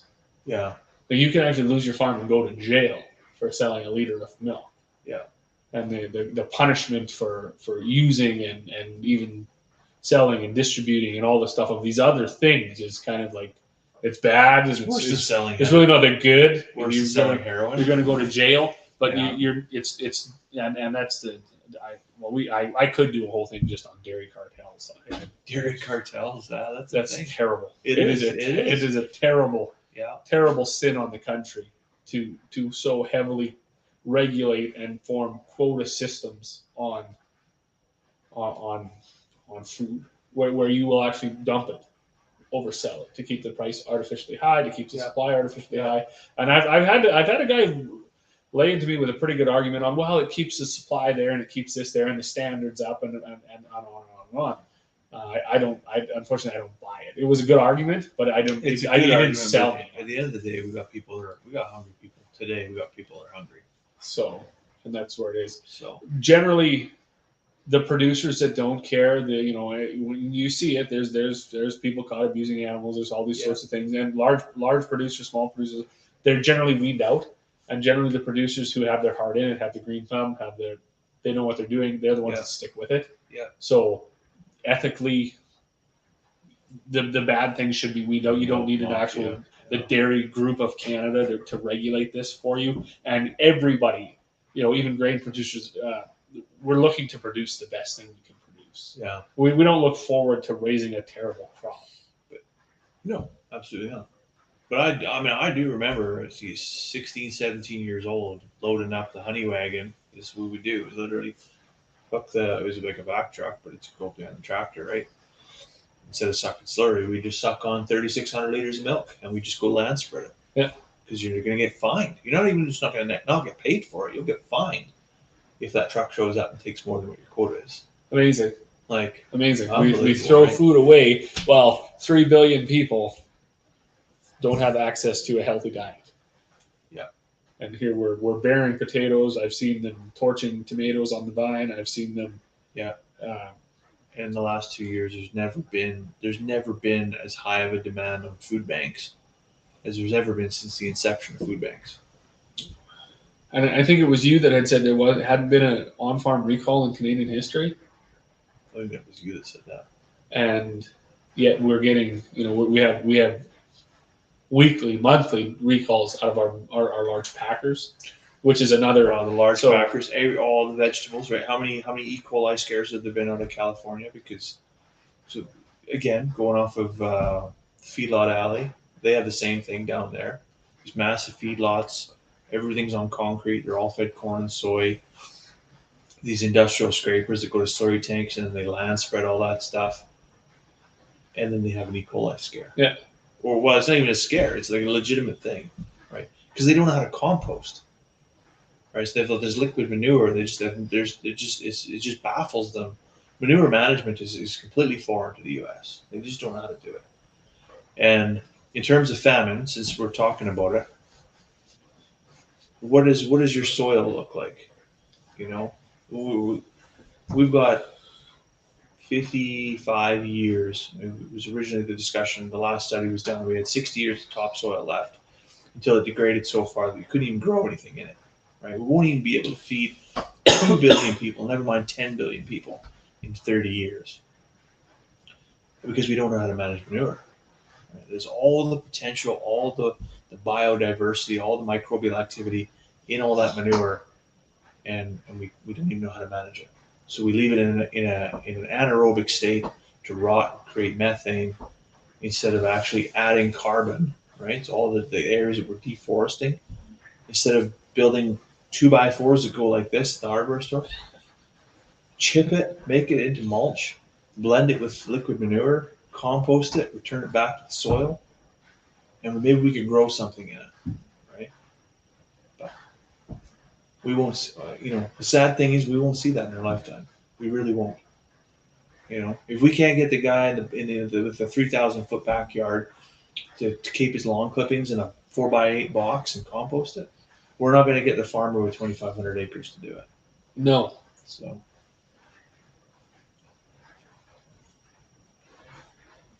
what do we got for comments here? We missed a few. Milk industry is no different than the poultry industry. The cost to consumers with those systems. The poultry industry is one of the. We talk about the milk industry being the milk mafia. But the poultry industry is I talk about criminal. From an animal welfare perspective, it's criminal. From an economic standpoint, it's absolutely criminal. The farmer doesn't even own the animal. He has all the risk. He owns all the infrastructure. Has to pay for infrastructure over 60 to 75 years, his entire life cycle, and probably even the next generation, to raise these chickens for a third-party company that gives him 30 cents on the bird, and he's got to raise 2,000 birds in this giant barn. Well, what's that going to look like, right? We just got our meat chickens out on grass today, and I'm incredibly proud of that because they're outdoor, they're living on sunshine, they're eating grass, they're eating bugs. They have a hell of a lifetime. I can confidently and comfortably feed that to my family. I can't take the family to KFC. Talk about unethical. Well, right? Yeah, when you start to discuss this stuff and get it on the table and do the research and watch, because it's not that research where you've just you've Googled something and you believe that now. This stuff is actually real. It's real. There's no ifs, ands, or buts about it. No, it's controversial. It's real. This is what's really happening. It's hard facts, and nobody wants to talk about it because it's not convenient. And as soon as you open up and find this stuff out, you're just like, nope. I don't not anymore. Right? You just get shut. You just no get way. Shut down. Not doing that. That's the thing. Like I can keep chickens in my backyard. They can grow 30%, even upwards of 40% of their diet on grass. Liquid sunshine, basically, right? And in 10 weeks, I can have the entire crop of chicken protein for not only my family, but like 5 families that we raise these chickens for over the summer. And there's no chemicals used. They're not sitting in their own filth. They're not having to live in a cage. They're not forced with light. They're not forced with feed. Not born without legs because they don't need them. Right. Hey, that's not funny. There's a fun. You probably know this chicken fact, but it actually just came up today, so I made it on the paper. Chickens that have access to sunlight lay eggs 50% higher in vitamin D, and you have to eat 11 factory farmed eggs to equal the omega-3 fat in 1 pasture-raised egg. I did know that. Yeah, I didn't know that. Yeah. So these are other. So that's why tremendously huge benefits to shopping farm direct, local, more ethically farmed animals. But the consumer doesn't know that.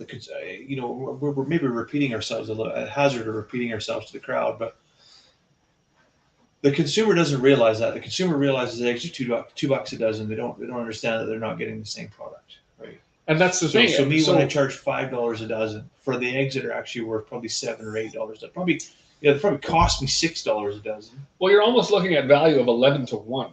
Yeah. So every you need to buy 11 dozen eggs to equal 1 dozen eggs. Yeah. Well, commercially grown potatoes is another good example.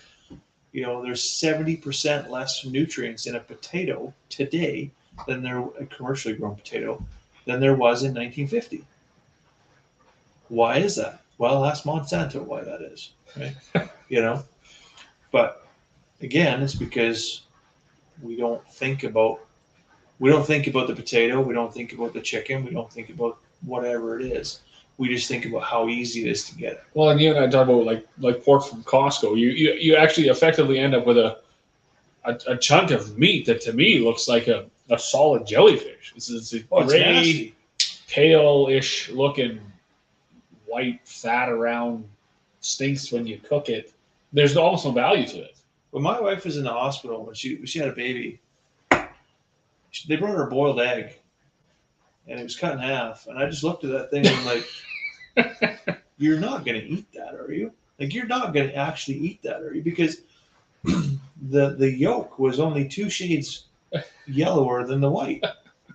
So this is like, I've never seen a milky white yolk like that. Like, never ever seen it. I was like, I can't believe in a hospital of all places that they would actually bring you that. Yeah. You know, it's absolutely criminal, right? So. And that's that's actually another good one where we're sort of led astray by these. All those meals are prepared by dietitians down in the from what I understand, it's all in the private sector, and it's farmed out, and that's what you get. You get such a poor quality thing, and I mean most people, the cost of this stuff hasn't gone down. Taxes haven't gone down. You're ending up with a product that's effectively worthless, or essentially worthless. I mean, I think about the Nazi concentration camps. I mean, this is going a bit tangent. It's a bit tangent, but during the war, and they would give people bread that was like 70% sawdust. Right, that's what food is right now.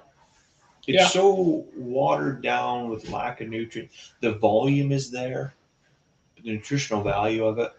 I mean, why do we have to have fortified milk? Why do we have to have fortified milk, right? Well, you look at a box of cereal, right? This is everything's added to it. Added.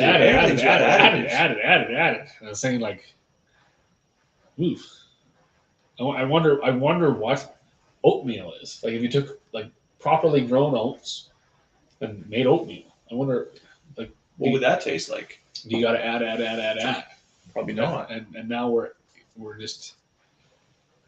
But yeah, we always go down this road. We might have to dedicate a night to it, but of food. I mean, we're 7/8 of the way through the evening. This is where the rants come out. We get really frustrated about the quality of food, but that's kind of how this whole thing started.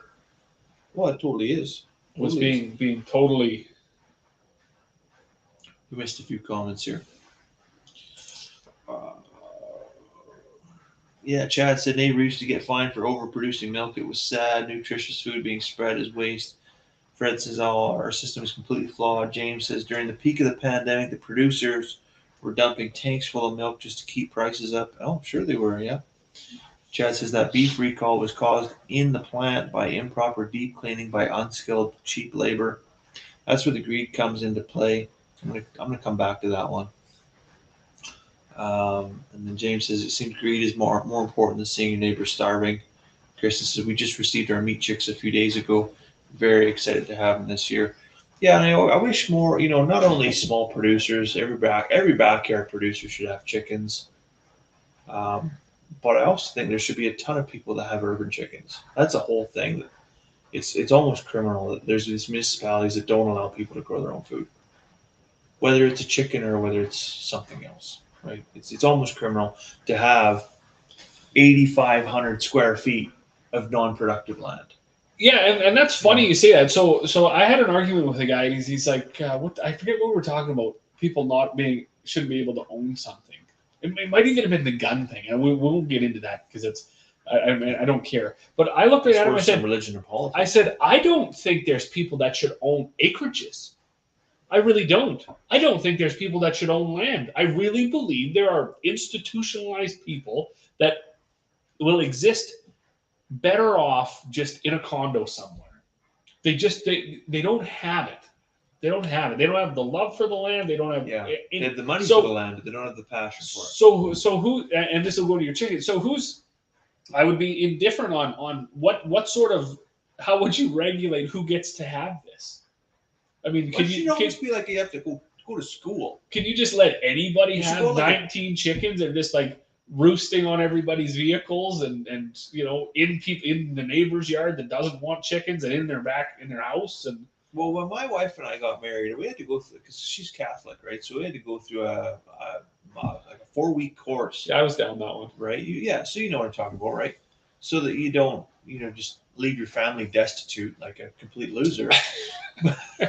But maybe that's what you need to do, right? Like if your real estate agent sets you up with, what you need to know before you get chickens. before you get chickens, kind of course, right?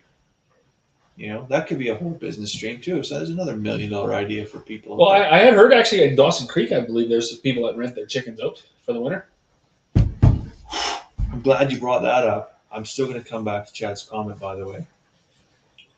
Did you know a chicken tractor? You can rent a chicken tractor right now with 2 chickens in it for $100 a month. $100 a month. People are renting chicken tractors with 2 chickens in it. I don't care who you are. At the end of the day, it is better math. You can buy a dozen eggs at the grocery store and go 11 to 1 all day long on that deal. You can just eat eggs. I heard of somebody actually but good for them fostering out their bottle babies.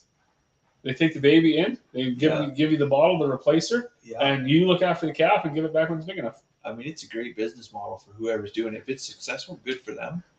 Good for them for the public education piece.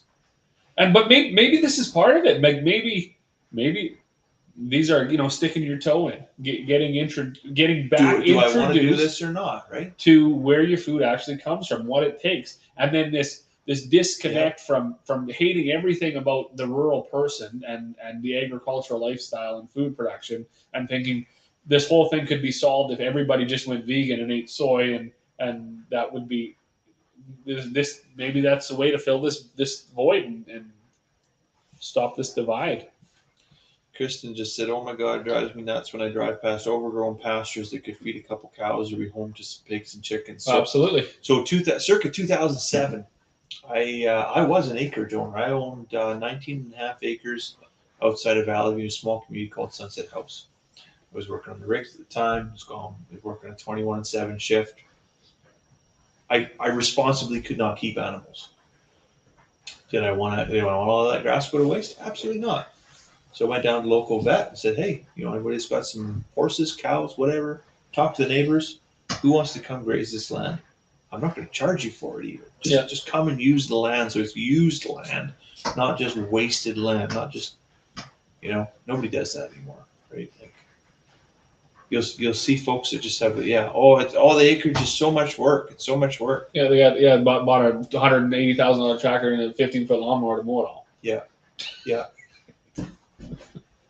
Buy a goat. I mean, I hate goats, but for that sake, buy a goat.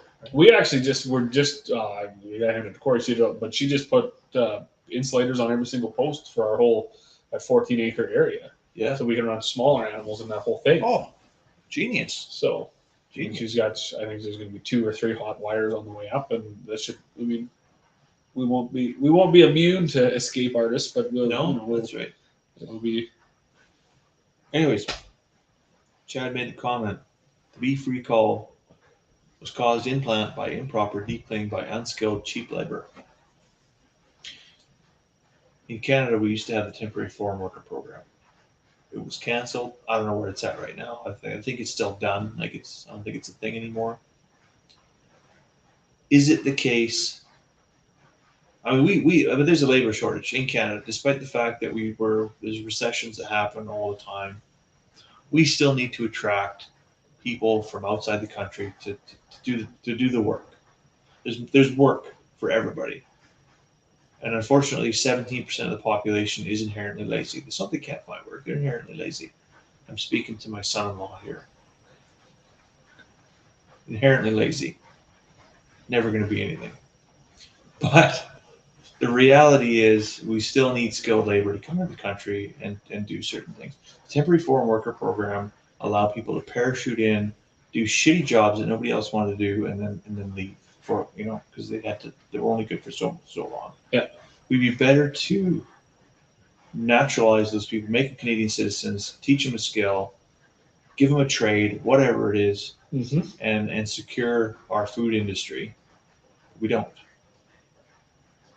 Yeah, there's big holes in that one too. Right. And we see that throughout, more industries than just the food industry. We see that in a number of industries where we just get any heartbeat that'll fill a pair of work boots. And it's painful. Absolutely painful. Chad says no labor shortages. Need to encourage the kids to take up a trade, not just carrying on the college for junk courses. That is Well, a big one. you know, there is that too, and that is, it's not even college. In fact, it's not college at all, because they should never have made it to college to take junk courses, because they should never have made it past high school with some of the junk they teach in high school right now. But that is a good point. That, like, and my dad talks about that quite a bit. I mean, they told everybody that they were going to get a corner office somewhere. Well, there's only so many corner offices. There has to be some pride and some joy given back. You know, that's one thing. And this would be just a bit of a tangent. Every job is important. We've realized it with COVID. Essential services. You know, every service is essential. And we're seeing certain sectors get so much praise. Thank you for this. Thank you for that. Oh, and now I worked on a rig, so this is where this is coming from. Did anybody ever stop and give a roughneck a thank you? I actually did. For providing the energy for the whole entire country? There's not a lot of glamour in pulling slips. There's not, no. But you know what? That's an essential service. So why do we idolize these, you know, certain few divisions of the workforce? Oh, thank you for your, you know, everybody was important. And we gotta teach this, that you can have pride in any job, from what society thinks is the lowest of the low jobs to the doctors and the lawyers and the I asked somebody once, and I think you and I might have talked about this too, or someone else, the smart Stephen Hawking, so smartest guy, and when he died, Sure. What did he ever do for anybody ever? Or did he just sit in a wheelchair and think about stuff and say stuff and say, oh, like somewhere 100 million light years away, there's something doing something? What did that ever do for anybody? Yet there's a 20-year-old roughneck covered from head to toe in invert, cold, shivering, Christmas Eve, working, pulling slips. Does he ever get any thank you ever? Keeping the heat on for the whole world. He just gets shit on daily that he's just some evil plague on the planet. Yeah. To me, the most productive person in society. It's funny because I remember when I worked on rigs, if anybody ever called me a rig pig, I would immediately take offense to the point of aggression. I'm not a rig pig. I didn't like it either. I didn't like it at all. I took that as a slur, right? And some people took it as a point of pride, but I took that as a slur. I'm keeping the heat on your house. I'm keeping your family warm right now. I'm not seeing mine. It was a very demanding job, physically, mentally, emotionally. I know the one year I think it was when I was doing my taxes, I wasn't even a Canadian citizen that year. I was out of the country for 311 days. Yeah. And I paid Oklahoma state, U.S. federal tax. Absolutely. It was just I was single. I don't regret doing it. I really enjoyed doing it. It was a good life lesson for me to get away, get my own place. I think I was 19, 20 years old. I couldn't even drink down there. Made nothing but money because I couldn't go to the bar. Okay. Yeah. And it was great. It was so why can't we reinforce that into people, like, you don't have to go be a theorizing whatever. Theoretical physicist. You can do every job. These jobs are all important. You have a good life. Yeah. You can do these things. Yeah. And now it's a kind of an all or nothing. If I'm not white collar, I'm nothing, and I'm not going to clean or pump gas or stock shelves or sell lumber, or like nothing. Well, I mean, those are all looked down upon. You look at the Norwegian system. Everybody gets paid the same. Doesn't matter if you're a doctor or you're the guy that sweeps the street, right? Well, you know, I think we could use some. Maybe that's what we need to do. I think we could benefit by reining in some of these $600, $700, $800 an hour litigators. Oh, like what are we doing? What are we doing with this stuff? Litigators, yeah. What are they solving problems that you should be able to solve yourself? Right, like, yeah, unbelievable. Yeah. That one got me fired up. Yeah, just lit right out now. It bothers me when I see. It's not that I don't believe that people shouldn't be given thanks. That's great. Everybody. Why stop? And at our white collar, or our nurses or doctors or things like that. I mean, I thank them too. I'm glad they're there. Yeah. When I needed my finger sewed on and my battery acid flushed out of my eyes, I was pretty glad that they were there. I'm glad I can still see. Sure. I mean, but you know what? The lights and the power and everything were on in that hospital because there was a tremendous amount of hardworking people keeping the infrastructure going. When you need them, you really need them. but you don't appreciate. You take for granted almost the people that you just need a little bit every day. Well, you and I talked You know. about this, and when it was -45 here, it was pretty nice to have the furnaces. Oh, I running. was pretty happy to have the furnace. I was pretty thankful for everybody in the oil Yeah. and gas industry that were out there making things happen, except for one, and you know who that is. There's one whole division Don't there. like, don't like the battery operators. I don't think they need to These exist. guys around there, yeah. Well, even more, the world is changing for them folks too. But some of those guys, they've never had a real job and don't know how good they got it, right? So, But anyways, what did Chad have to say here? It's a easy Hollywood mentality percolating through society. You're nobody without an upper level profession.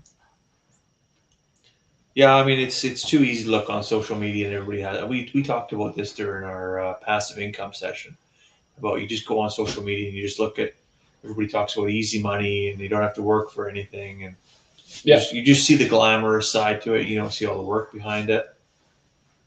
And I remember talking years ago to a kid who just he wanted to be a professional YouTuber. And I laughed him right out of the room, like, you're an idiot. You're a complete idiot. And yeah, okay, there's a few people that have made it and have made it big. And one day maybe we will. I don't know. But I'm not going to depend on it. No, it's not going to be anything I'm going to sacrifice a bunch of actual work for. I'm never going to say to my kids, oh, we can't have cheese on our sandwich today because I didn't make enough YouTube videos. Yeah. Like, give your head a shake. Spent it all on scotch and cigars, hoping to be somebody someday. Right? Well, that's the thing. You should never go broke trying to look rich, right? And that's not what this is about. This is just about having a good time, having some good conversation, solving the world's problems. There's more therapy in this, absolutely, than anything else, right? So. Yeah, and it is a good time. I know. I mean, I don't really do anything else, so. Well, I mean, you chase grain, I chase chickens, whatever. Everybody needs a hobby. Yeah. This is cheaper than cocaine. I like to tell myself. I don't know if it is or not. But yeah, I don't know. Probably is. $120 a bottle. So what do you think? I'm into the final third now. We kind of kept pace with each other. Not too bad. You're a little bit further ahead than me. 2 glasses of whiskey down the neck. I'm going to need a little bit more. Actually, I just get a bit of water. Oh, I should have a water out of my fancy cup here. Which don't forget that if nobody's seen, who else is on here yet? Anybody signed on late? You see this pretty awesome smoking oak cup. Who made these? I made those. You know a guy? I know a guy. You made these yourself? Actually, so the birthday party I dropped the kids at were the lady that made the glasses. So she's got the printer to print this. So she printed that stuff, gave it to Corey, and then Corey has the cups and the machine to squish it on the cup. So when we got home just before I came here, I wanted to see how this was done. So I also cut it. And that's why all 3 of them have imperfections, because I was involved. So if you commented on tonight's video, you may just end up with one of these imperfect cups. Unique individual cup. With a specific unique imperfection. Yeah, one of a kind. Everyone's one of a kind. They are. But that's pretty neat process. Yeah, I mean, and that's one thing. So when we started doing this, and I'm always looking for what goes with what, and what type of cigar goes with what type of whiskey, and it's incredibly hard to find that. What's really easy to find is what kind of cigar goes with what kind of coffee. Okay. Right? So, I mean, there's a lot of hours in the day where we're not drinking whiskey. So we might have to do like a day thing where we have coffee and cigars. We might have to do a morning session with a cup of coffee and a cigar. Yeah, I'm struggling. The dude, he's like, yeah, you're gonna need some water. I'm actually struggling the last half here to keep this lit. He knew we were amateurs because we got our name in the computer there, so he knew what we had going. Where did you register? You registered our personal names, or you registered? Well, your name was in there. Smoking Oak. Your name was already in there. I just gave him my phone number, and then I said, do you have this number in your computer by chance? And he did. And I said, well, I don't. I just want to make sure we don't buy the same cigar twice. Because that's not what this is about. We're trying to do a different one every time, right? Experiments and selection. 2 total amateurs. I'm not sure I would go back to a 70 ring gauge. Although I did buy You another. bought a whole nother set though, eh? Like, I did. What was the other one you bought? I don't know. You can peel the thing. Oh, that one's peeled off. They had. But yeah, This is girthy, baby. Tough. Holy man, a Nea F8. It sounds dangerous already. Like that's as much cigar as what we just had. But part of this too, you're supposed to keep these humidors full. So Stan cut a bunch of cedar and put it in there. But yeah, I just topped up with glycol today too, so that we got perfect humidity and everything. Yeah. What Chad have to say? Oh, Fred said laziness is the future plague of the world. Work ethic is dying at a rapid rate. Chad said laziness is what brings down empires. Look at the Romans we're watching unfold as we speak. Absolutely, we are. I couldn't agree more. And so I made an out of pocket, off color comment about my son-in-law earlier, which I can't take back because it's on the internet now, so it's going to live forever. But you've said it too. The young gentleman that will literally starve in the parking lot of the grocery store. And why I mentioned that comment is because I had a conversation with him the other day, and he's looking for work. And I said, well, where did you put your resumes in? And he puts his resumes in. He's in Valley. He puts his resumes into 6 places. Why? There's 50, 70 businesses in Valley. Put your resume in every one. I don't care if they're hiring, they're not hiring. Get your resume into every single one of them. I don't care if you got the skill, you don't got the skill. Not your niche. Are you hungry right now? And you got to eat right now. The unfortunate thing you got that people is to feed right now. My Facebook feed is full of drilling contractors hiring, to the point where I thought, like, I wonder if I could just dust out the old resume and just give her another. You could 6 weeks on her, because whenever I drive by one, it's that funny thing. Like, I just go see if they're nippled up and ask them if they're hiring. Yeah. And then just quit right at TD. Good enough. And you could. Just and you ride out that and long, you could long walk, string. and you could walk away with $8,000. Just why not? I don't know. To me, like, again, I've said already, there legitimately is a labor shortage. I was shocked seeing the rigs on the way to Grand Prairie. But people are working, right? And that's, I think they're making $33 an hour. They're begging for people. Yeah. That's the new starting wage. I think $33 an hour. Yeah. 12 hours a day, $150 up. Cha-ching. Working, I don't know what they're working. Why would you work at the Dairy Queen? I don't know. You can learn a thing or two. I know, because I started when I was 17, and that was a humbling. Like, you grew up real fast because nobody really had tolerance for a 17-year-old that knew everything about everything. That's right. I remember my first shift. Instantly. I got told, figure out how to run the floor by yourself, or you're getting a bus ticket home the next day. Figured out how to run the floor by myself really quickly because I didn't want to go home. Well, those people aren't your relatives. The second day, the dairy can actually fell out of the stick and landed on the tongs in front of me. So that was almost a career ender right there. But yeah, I mean, you get hard real quick. So why don't these guys want to climb on? I mean, I was excited. I was excited. I mean, I goofed on the math here earlier tonight pretty good, but I'm not an idiot. I just wanted to go do work. Yeah. I mean, I was just be a productive member of society. My dad was a rig hand. My brothers were both rig hands. I knew I was going to farm, and I was just like, yeah, let's. Chad says, if you showed up dressed for work with the right attitude, you'd have a job in a day without a resume. No, and that's right. And that's another conversation I had recently. I talked with a guy, and he said, yeah, I'm applying for a new job, but I don't have a grade 12 education. I said, well, I have 2 degrees from university. I don't think anybody's ever asked me to see the actual paperwork for that. I don't think it's ever mattered. Yeah. It's helped me. It's helped me in my career, but it's never stopped me from getting a job. Yeah. But there seems to be I know my dad, I have to, well, he talks about this quite a bit too, like what happened. And he said, like, in his day, they would have grabbed the help wanted sign out of the window and walked in with it and said, you don't need this anymore. Yeah, I'm here. I'm your man.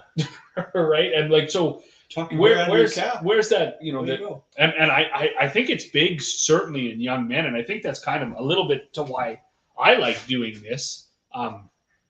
There's if we can do it all, if some young man, even the young guy I was talking to at Cedar Gems, if anybody at all can see this and be like, yeah, I can get a little inspired by it. There seems to be a total lack of confidence in young men, and they're chasing everything. And you and I have talked about these financial courses that they're going to, where they're promised like, oh, if you just, and they're spending thousands and thousands of dollars on these courses, which they're getting. You know, supposed to see Grant Cardone. Have you ever heard of Andrew Tate? I haven't. Oh man, you gotta look him up on TikTok. Not because I'm promoting him, but because he's the biggest piece of human garbage I've ever come across on the internet. Andrew Tate. He's a former kickboxing champion. His dad was a chess grandmaster. He's half British, and so he got into the webcam business. He's a pimp, is what he is basically now. Perfect. Right? Most misogynistic individual I've ever encountered on the internet, and so he can, he's going to educate you on how to become a millionaire or how to just become an alpha male. It's basically a pyramid scheme, because what he does is he tells you to get more people to come in and take his course. So then you see these guys that go to whatever and they buy a $49 suit, and they're just in their kitchen in this shitty little apartment or whatever, and their shitty $49 cat, and they're trying to tell people to take this course, and they're just never getting ahead in life. It's a full pyramid scheme. It's going nowhere, and all they did is pay $49 and got nothing out of it. Yeah. And they're getting more people to put $49 in and get nothing out of it. It's absolutely criminal. So if you see him, you'll see him right away. You'll recognize it right away. You'll just be like, "Oh, this guy's a piece of work," and he's greasy too. Like, he's not like Grant Cardone. Like Grant Cardone, at least he's charismatic. At least he's charismatic, somewhat respectable. Real estate is a really greasy but industry. He says some pretty stupid shit, and I shouldn't. I mean, don't quote me right, but he said something along the lines like, "Yeah, when you get your first 100 million, it's easy to make $1 billion or something." And I thought, like, really? Those are the numbers you're starting with? Right. Your second million is easier to make than your first million. That seems to be a lot. It was huge numbers. Like, what? Sure. You can turn 10 million into a 100 million, no problem. And I was like, yeah. But I mean, you realize the reality is, most people, there's 3 billion people in the world who don't have access to a healthy diet. That's the thing. I mean, right, he's not infallible either. He's been telling everybody that they should never buy a house, and I think he owns like 3 houses. Well, yeah, he's bought in the last year. But that's in depth. His companies own these homes. Well, no, he personally has bought 3 houses last year. So I mean, he's as full of shit as. Well, he's another terrible human being, right? He falls in line with Dan Penier and all of those guys, the Wolf of Wall Street guy. They're all they've capitalized on unconfident men. That's what they've done. Yes, absolutely. They kill it. So there's a need for all these men who, for whatever reason, can't get this figured out. Be it whatever, I don't know what it is. Probably the education system has dumbed them down. Well, if they would have got out of that. Some of us are blessed to have had a strong male role model in our lives. Yes. And despite what the universe had necessarily intended for us, we ended up with that. We're blessed because we ended up with that. And we can make a conscious decision, and whether we're confident or not, we can rely on those lessons we learned from those guys, and not just sit here questioning what our fucking pronouns are. Like, I don't know if I'm a them or a thee or a they, but you know what? We're so confused now. And honestly, I don't know if I said this before in a previous video or not, and maybe it's too dangerous to say it, but I'm going to say it anyways. The whole issue with the male population right now actually stems back to the early 1960s, the feminist movement, which is around female supremacy. It's not around equality. Feminism is not an equality argument. It's a supremacy argument. And what it has done is hasn't equaled the genders, right? Even wage inequality has nothing to do with whether you're male or female. It's to do with performance. Yeah. But what it's done is driven the overarching male population to be submissive and hide in their shell because then they're going to get fucking canceled. And they should. As a male, you have two priorities. In the household, you have two priorities, household or otherwise, you have two priorities: to provide and protect. That is it. If you can't do those two things, what else are you confused about? You know? So here we have a whole generation of young gentlemen growing up. They're more worried about wearing saggy pants and buying a $3,000 watch that they clearly can't afford, getting themselves in debt before they've even made a dime, and they can't, and they can't even raise their own kids. It's criminal. It certainly is not Like I good. said, so okay, Chad says kids can't communicate. They rely on their phones. They have a hard time having a 2-minute conversation with a stranger. Absolutely. See it all the time. No confidence, like you said. Yeah, no, it's absolutely right. It's absolutely right. So myself personally, I suffer with it. I'm a natural introvert. For years, I suffered with I don't know what you would even call it, the crushing inability to have a conversation with another human being. But eventually, you realize this is a limiting factor for me. I'm gonna have to figure this out, or I'm going nowhere. Yeah. Right. And you either get over it, or you just stay inside your box, and your box gets real small real quick. So you have to break up. You have to be a lobster. You have to go through the pain of breaking out of your shell if you ever want to grow. I never figured out what I was in that regard, because I am a quiet person. I am an introvert. I was taking a directional drilling course for Cathedral Energy in Calgary, and after the course, we were staying at the Delta, I believe. That's the hotel attached to the airport, and I'd go down to the bar, and the other 8 guys in the course were like, why do you always go down there? And I said, well, you meet the most interesting people at an airport bar, and I had learned that from flying to Oklahoma all the time. Yeah. And I found out what I think what I was tired was having the same boring conversation with the same people in the community or whatever, and hating this and but when I met all these Small people, talk gets you nowhere. And this was one cool story, and I kind of regret not chasing this. So I was sitting there, and the bartender, and there was a big guy to my left, and actually Corey had flown down. She was going to drive back home with me. We were dating at the time, and so she was sitting on my right. And this guy further down the bar, he said, I want to go to Earl's. Where's the closest Earl's? And she said, well, there's one pretty close, but don't go to that one. It's no good. Go to this other one. And he got up and left. And this big guy, and he looked right at her. He said, why did you say that? And she said, well, the customer service at this Earl's is no good. And she said, well, why do you ask? He said, well, I only ask because I own it. I own them all. So that night, and I had been chatting this guy up, and he was so interested. I think I was maybe 20. We were having such. He said, "I want you to come with me. We're going to go to Earl's. You're gonna be the wingman." So me and him and Corey, and it was her birthday. It was like August 25th, I believe. So I grabbed a couple guys from the course, and we all went to Earl's. And when we got back, he said, "You should be my restaurant relations person." And he owned and I looked it up after, Cactus Club, Earl's, all these, they were under the umbrella of this one thing. And he said, I'll be in Grand Prairie next weekend, and we should go golfing. Yeah. And I don't know. I think the booze got the best of me, lost his number, lost everything. I had his sunglasses. He took my hat that night. And I was thinking, and ever since then, I was like, oh man, I could have got right off the drilling rigs then. Could have been in the restaurant business. But I was in the zone. I love talking to people, and I don't know why people don't. And I think if people are, young men are mixed up, and maybe they're just not talking to the right people. But you get people that, not only they can't hold a conversation, they can't even make eye contact anymore. You walk down the street and make eye contact with somebody, what's the first thing they do? Yeah. Look at the floor as quick as they possibly can. Well, my dad says at the grocery store, you say hello to somebody, and they're stuck for an answer. Yeah. They're just like, yeah. Get away from this guy. Oh, you too? What does that even mean? Right? And why? That's back to that movie Idiocracy. We are descending into this. We don't even know how to have simple conversations, or to be decent with one another, or to be at all anything. We're just. Well, why is that? Because we're never bored anymore. Yeah, I suppose. We have entertainment at our fingertips now.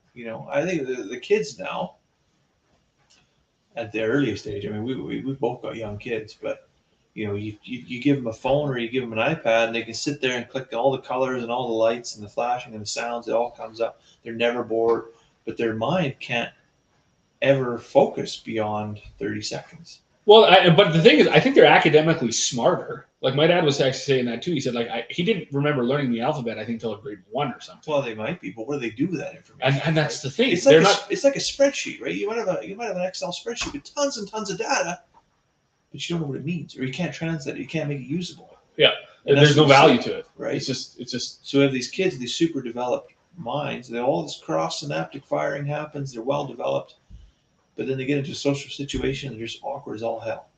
Absolutely. Right. And that's another thing with societal change and things we're accepting and allowing. Should we be more accepting? I think we should, absolutely. But some of the things that we're doing, they are not going to be beneficial to society as a whole. Like these extra things that we're doing and these extravagant things we're allowing, and we're giving the smallest minorities of people the biggest voices and things. It's not going to help them out. It's because the world doesn't work that way, and we're seeing that people are confused at the simplest of tasks because they were told everything they were doing was good enough and proper anyways, when that wasn't the case. Sure. How the heck did we get here from famine? I don't know. But while you're on that point, so you tell your kids they can be anything they want to be. Everybody gets a participation medal. I'm gonna have one more splash. You can be anything you want to be. Is that true?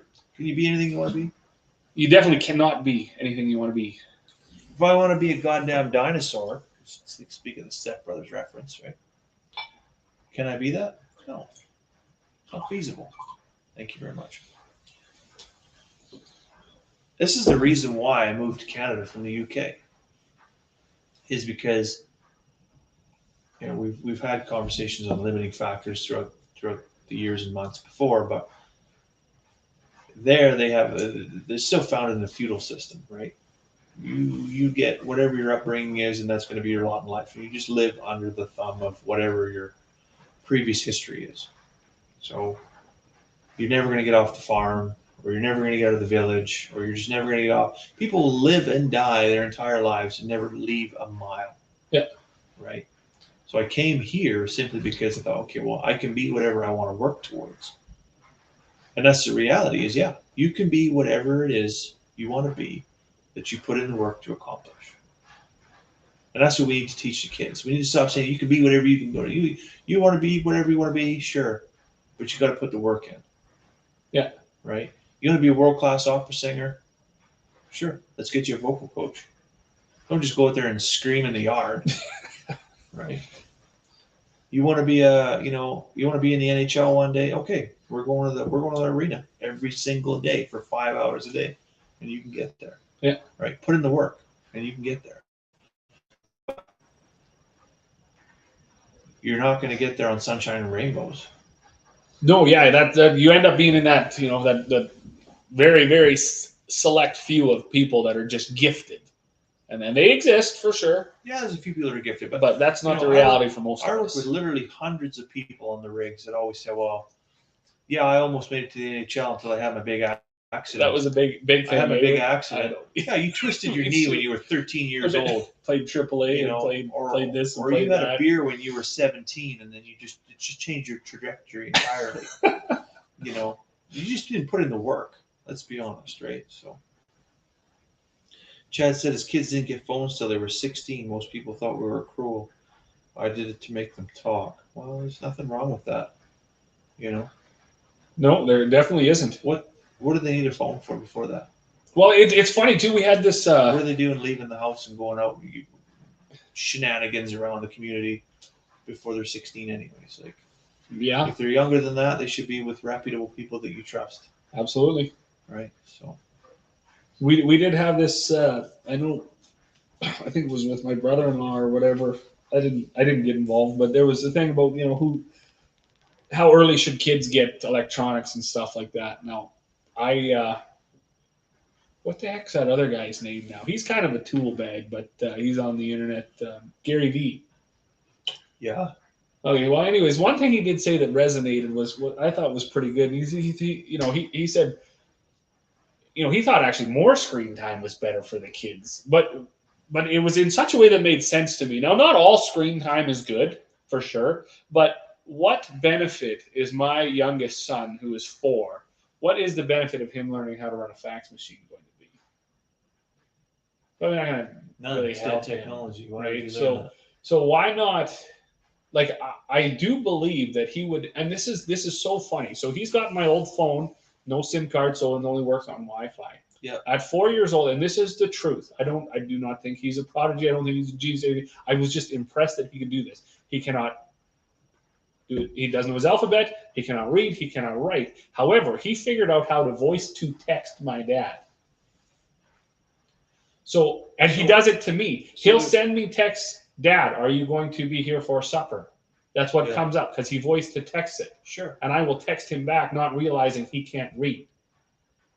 So that's the screen time he gets. And then I have to send him an emoji and then voice him something that he can push play to listen to. But he figured that out on his own. And I thought, this kid's probably going to be light years ahead by knowing that. Yeah. Now, when he gets to be older and he's out in school, am I going to want him having a phone in his pocket so the teacher has to yell? It's not going to happen. No. It will not be happening. Yeah. But I think some of these things can be beneficial if used properly. Yeah, we should leverage tech. I'll get there with you. We should leverage technology. We shouldn't rely on it. Yes, for sure. Right. But I can't see a situation where it will be detrimental for him to be very good at using technology. Oh. My dad laughed when our drill failed, and he said, "I bet Daniel would be able to figure this out in a few years." Yeah. Like we couldn't. We had nowhere to look. Yeah. But if he keeps on with this and he's good enough, I mean, what do we know? Control Alt Delete, and my dad doesn't even know that. Yeah. Like my dad did tower sheets for longer than you and I combined. Worked on a drilling rig with 8 copies. My mother-in-law brought her computer over the other day. She couldn't figure out how to do her taxes because the thing froze up, and I hit Control Alt Delete, and I looked like a goddamn genius. Right. So every generation knows something. My dad knew you had to push really hard to make 8 copies on carbon copy tower sheets. Yeah. And I knew how to reset pace on. Yeah. And my son, God willing, will know how to program pace on. Yeah. And that's being exposed to technology properly, not just handed it and say, just leave this on Paw Patrol. I'm going away for 8 hours. And so I think the downstream side of that conversation, in relation to what Gary Vee was saying, though, I mean, there's another paragraph in what he was saying there was about why do I need to memory recall when I literally have the sum total of human understanding at my fingertips? And I don't agree with that. No. Why do I need to remember who the 8th president of the United States was? I think is what he said. When I could just Google that. Yeah. Well, that will affect your ability to converse if you're always on your phone looking for the next thing to talk about. I think our education system needs to maybe focus on what is critical information for our youth to learn. Yes. And what is just, for the sake of tradition, because their parents and grandparents learned it, that we need to learn it. Yeah. Reading, writing, and arithmetic should always be a thing in the education system. But does that mean I need to learn algebra, or does that mean I need to learn how to do my taxes? Right? Home ec class, shop class, those should be priority classes. Teach people how to live their life. Teach them how to be useful human beings so that we're not casting them out at 18 years old and they just literally stand there dazed and confused and have no idea. Even I think, well, when I was a young man coming out of university, it was a good decade until I was a useful human being, because I was still just trying to figure out where I was in the world. Imagine if we just help people find their feet a little bit better. Yeah, a little quicker. Yeah. Just help them up. Yeah, Chad says, yeah. So I missed a few here. Kristen says, I'll admit I have the same trouble talking to people. I've been working on it, but it's why I didn't say hey when I recognized you at the fair yesterday. Didn't seem like the right moment to do so. Oh, hey, look at that. We're at the same place. Sorry, Kristen, I didn't see you there, but say hi anytime. Oh, for sure. Don't be shy. Geez, I was working the other day. Truck rolled in. I left. I come back. I was like, Dad, who is that? They're like, oh, those guys that watch your YouTube channel. They just wanted to see where that guy was from. Yeah. I burst out. I just like that. Burst out laughing. I was like, really? He's like, yeah. They just rolled in. They're like, I want to see where that guy that makes these YouTube, because they're from here. Like, Yeah, and that's the thing. Like, we're not. So I just rolled. My dad talked to him for a couple hours, and off they went. Yeah. Yeah, you got to do that. Absolutely. Like this foundation has been chipped away. This building has been chipped away down to its foundation for years. Yeah. Somebody has to build this thing back up, because I don't really like the way it's going. No. We're just two normal guys. Just say hi, right? Yeah. Be awesome. Come by the farm, stop for coffee, have a chat. I couldn't believe that. I just burst out laughing. I had chickens. No idea. And my dad was like, "Oh yeah, no, they were wondering all about we grow peas and canola together and stuff." And they're like, "Yeah, no, we just absolutely watched his channel, wanted to come and see what it's all about." Yeah, I've seen the sign drove in. Yeah, I've actually had a half a dozen people stop by the farm. Through we have those conversations. We meet on the street or whatever, and whatever, we're involved in the same kind of industry. They stop by the farm. Some people have bought lamb, or sometimes they just come just want to see what we're about, right? And that's awesome. We'd absolutely love to see it. And they're like, "Oh, it looks entirely different than what we see on for sure on YouTube, right?" And the things you'll get. Well, I know I had told you. So the guy I bought my shoes from. I mean, I took him some barley. He wanted to make. He's from Morocco. Wants to make couscous and stuff like that. Yeah. And I was, I ended up talking to him for. I didn't even buy the shoes that day. I was late for something, and we had talked for like 2.5 hours at his store, and then I had to bring him the barley the next day and get the shoes. Kristen had a bright pink jacket on, curly-headed redhead in the red wagon. Would have been hard to miss. That's my own fault too, because I had Charlotte with me too, right? So I'm constantly like eyes on the ground, mm-hmm. because she was super pumped. Like, I believe it was a good time. Lights and music, and there's a lot going on, right? And I forget what movie it was, but that one kid got lost in the pier. But that was totally on my mind. Like, it was just constantly eyes on the ground, right? So terrifying. So I probably even Carmen yesterday or even today, she was saying, "Oh, I run into this person, I run into that person, I seen this person," I'm like, I never seen anybody. Just a helicopter dad. Because I was like, I don't want my kid to get abducted at the fair. Kind of thing, right? Just me too. Yeah, me too. So, so if anybody did see me and I ignored them, I wasn't trying to be rude. I was just trying to make sure, be the provider and the protector. You left with as many as you brought. That's right. Yeah. Yeah. I'm accountable for them, right? So actually, I left with more than what I brought. So winner. I came there right from work and took the little one home, right? So yeah. What are we at? I think we're at a new record. 2 hours, 52 minutes, 53 seconds. Wow. He told me the cigar was last a long time. Cigar, yeah. I told him I wanted one for 2 hours, and I told him what we were doing, and I wanted more than 58 ring. We're like experts. We're definitely now what I tell my wife 6 inches is. So. For sure, yeah. I got a good 6 inches, probably right here. Yours is coming apart, hey? It is, yeah. I'm just like a filthy, oily person or whatever. This must be greasy. Everything just soggy and you're slobbering all I guess over so. It's going to town on it. I should have left the wrapper thing on it, but I had to take mine off because I'm starting to burn. But I'm struggling to keep this one lit for this far, anyways. I have to keep relighting. I can say though the lips have lost all feeling. The back of the throat is getting hoarse. Fred's heading to bed there. I think he's got another hour to watch us smoke the rest of this. What's your take on this cigar? What would you? I wouldn't get another one. You wouldn't get another one. No. What is that? Because of the size? They're just too big. They're just too big. Yeah.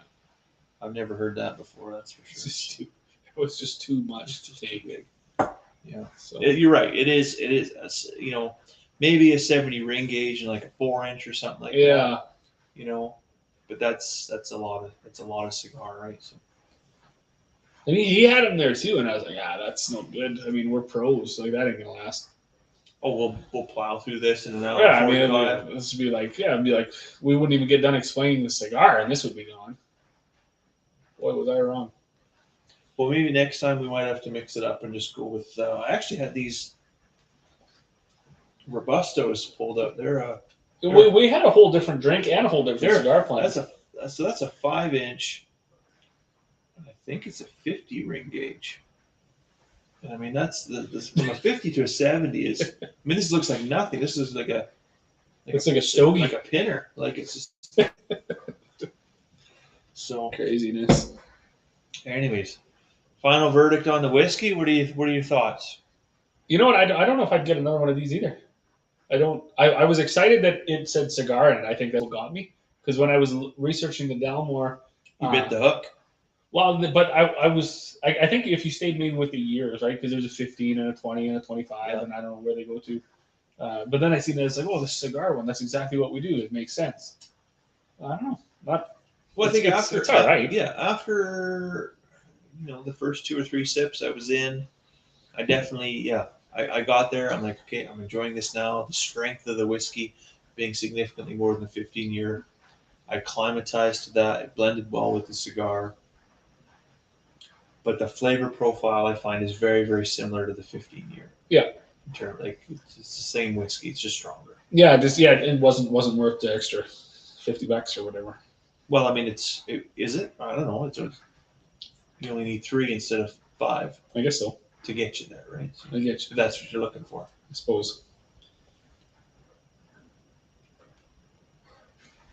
Yeah, and I think 70 ring gauge is probably a few steps ahead of where I'm at. It's a little bit extravagant. Maybe by this winter. Maybe by this winter? What's going to happen in winter? Well, if we just bang out a few more live streams, do a few more 50-inch or 50 ring gauge, and then come back to the 70, and get back to the These 70. things will keep for years. They'll keep for decades. Oh yeah. If you store them right in the humidor. Well, and that was the one thing too. Was when I told him, I said, "No, I said we gotta." He said, "You can't," because I think he said, "You're not gonna put that in the freezer, are you?" That's what everybody does, right? You take it and put it in the freezer. I laugh now, but like 5 years ago, I totally would have. That's exactly what everybody did. Oh yeah, just get back from Cuba, Mexico, wherever you were. Oh, fine, I got all these cigars, fire them in the freezer. They'll keep. No, that's not what you do. And I was like, no, we don't mind buying extra because we got the box. Yep. But no, this is too much. This is much too much. As far as taste and everything go, I mean, good taste. It was good. Cigar. It wasn't. It smelled. I think it's still mild throughout all the way. Like I was expecting this thing to be like a tire fire. Yeah. It's not. It was absolutely atrocious off the start, pulling out of the bag, the way it smelled. Yeah. To me, it smelled like. I never tasted mouse shit at all. That's all I could think about when I opened it. I thought, like, this is going to be the most revolting thing. Why would you buy it then? Well, I didn't smell it in a store. Oh, because you're not allowed to. I smelled it like in the car. Yeah. And then I sent you a picture. And I was there's like, some guys, there's some people they won't even let in the humidor, right? Yeah, I know he had it locked. Yeah. And I guess I just put that out there that I know what I'm doing. I'm not looking through the window. window. He walked over and he put his gloves on and he's like, "Open the door, let me in." Yeah. I have not yet been denied entry. You didn't have to play the "Don't you know who I am?" Yeah. Right. What are you talking about here? No, I'm probably gonna get a VIP card. I'm getting my mail delivered in here, pretty much. Right? So yeah.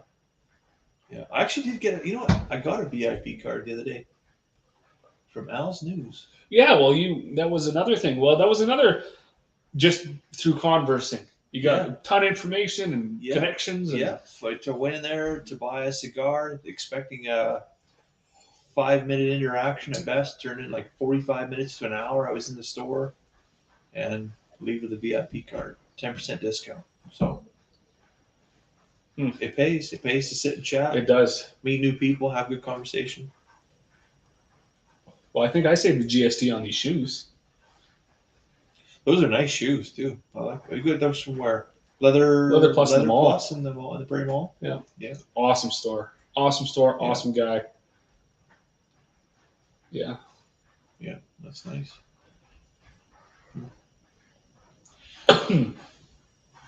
Yeah. Choking on the last little bit, the last few bites, eh? I'll get her. You will plow through it. Well, what do you think? Should we let some folks go to bed while we probably time? Yeah. Chew on the last quarter here. What time it is? Watch just turn sideways here. 10:59. We're almost 11 o'clock. I can't tell time on this kind of watch, anyways.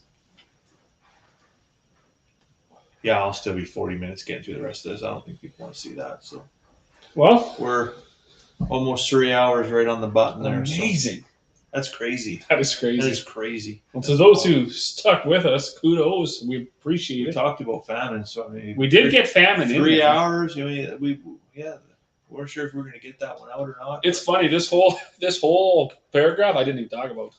You never got there. You want to talk about it now? No. No. Maybe next time. Maybe next time. But So anyways, yeah, I really appreciate everybody that stuck with us for absolutely. 3 whole hours.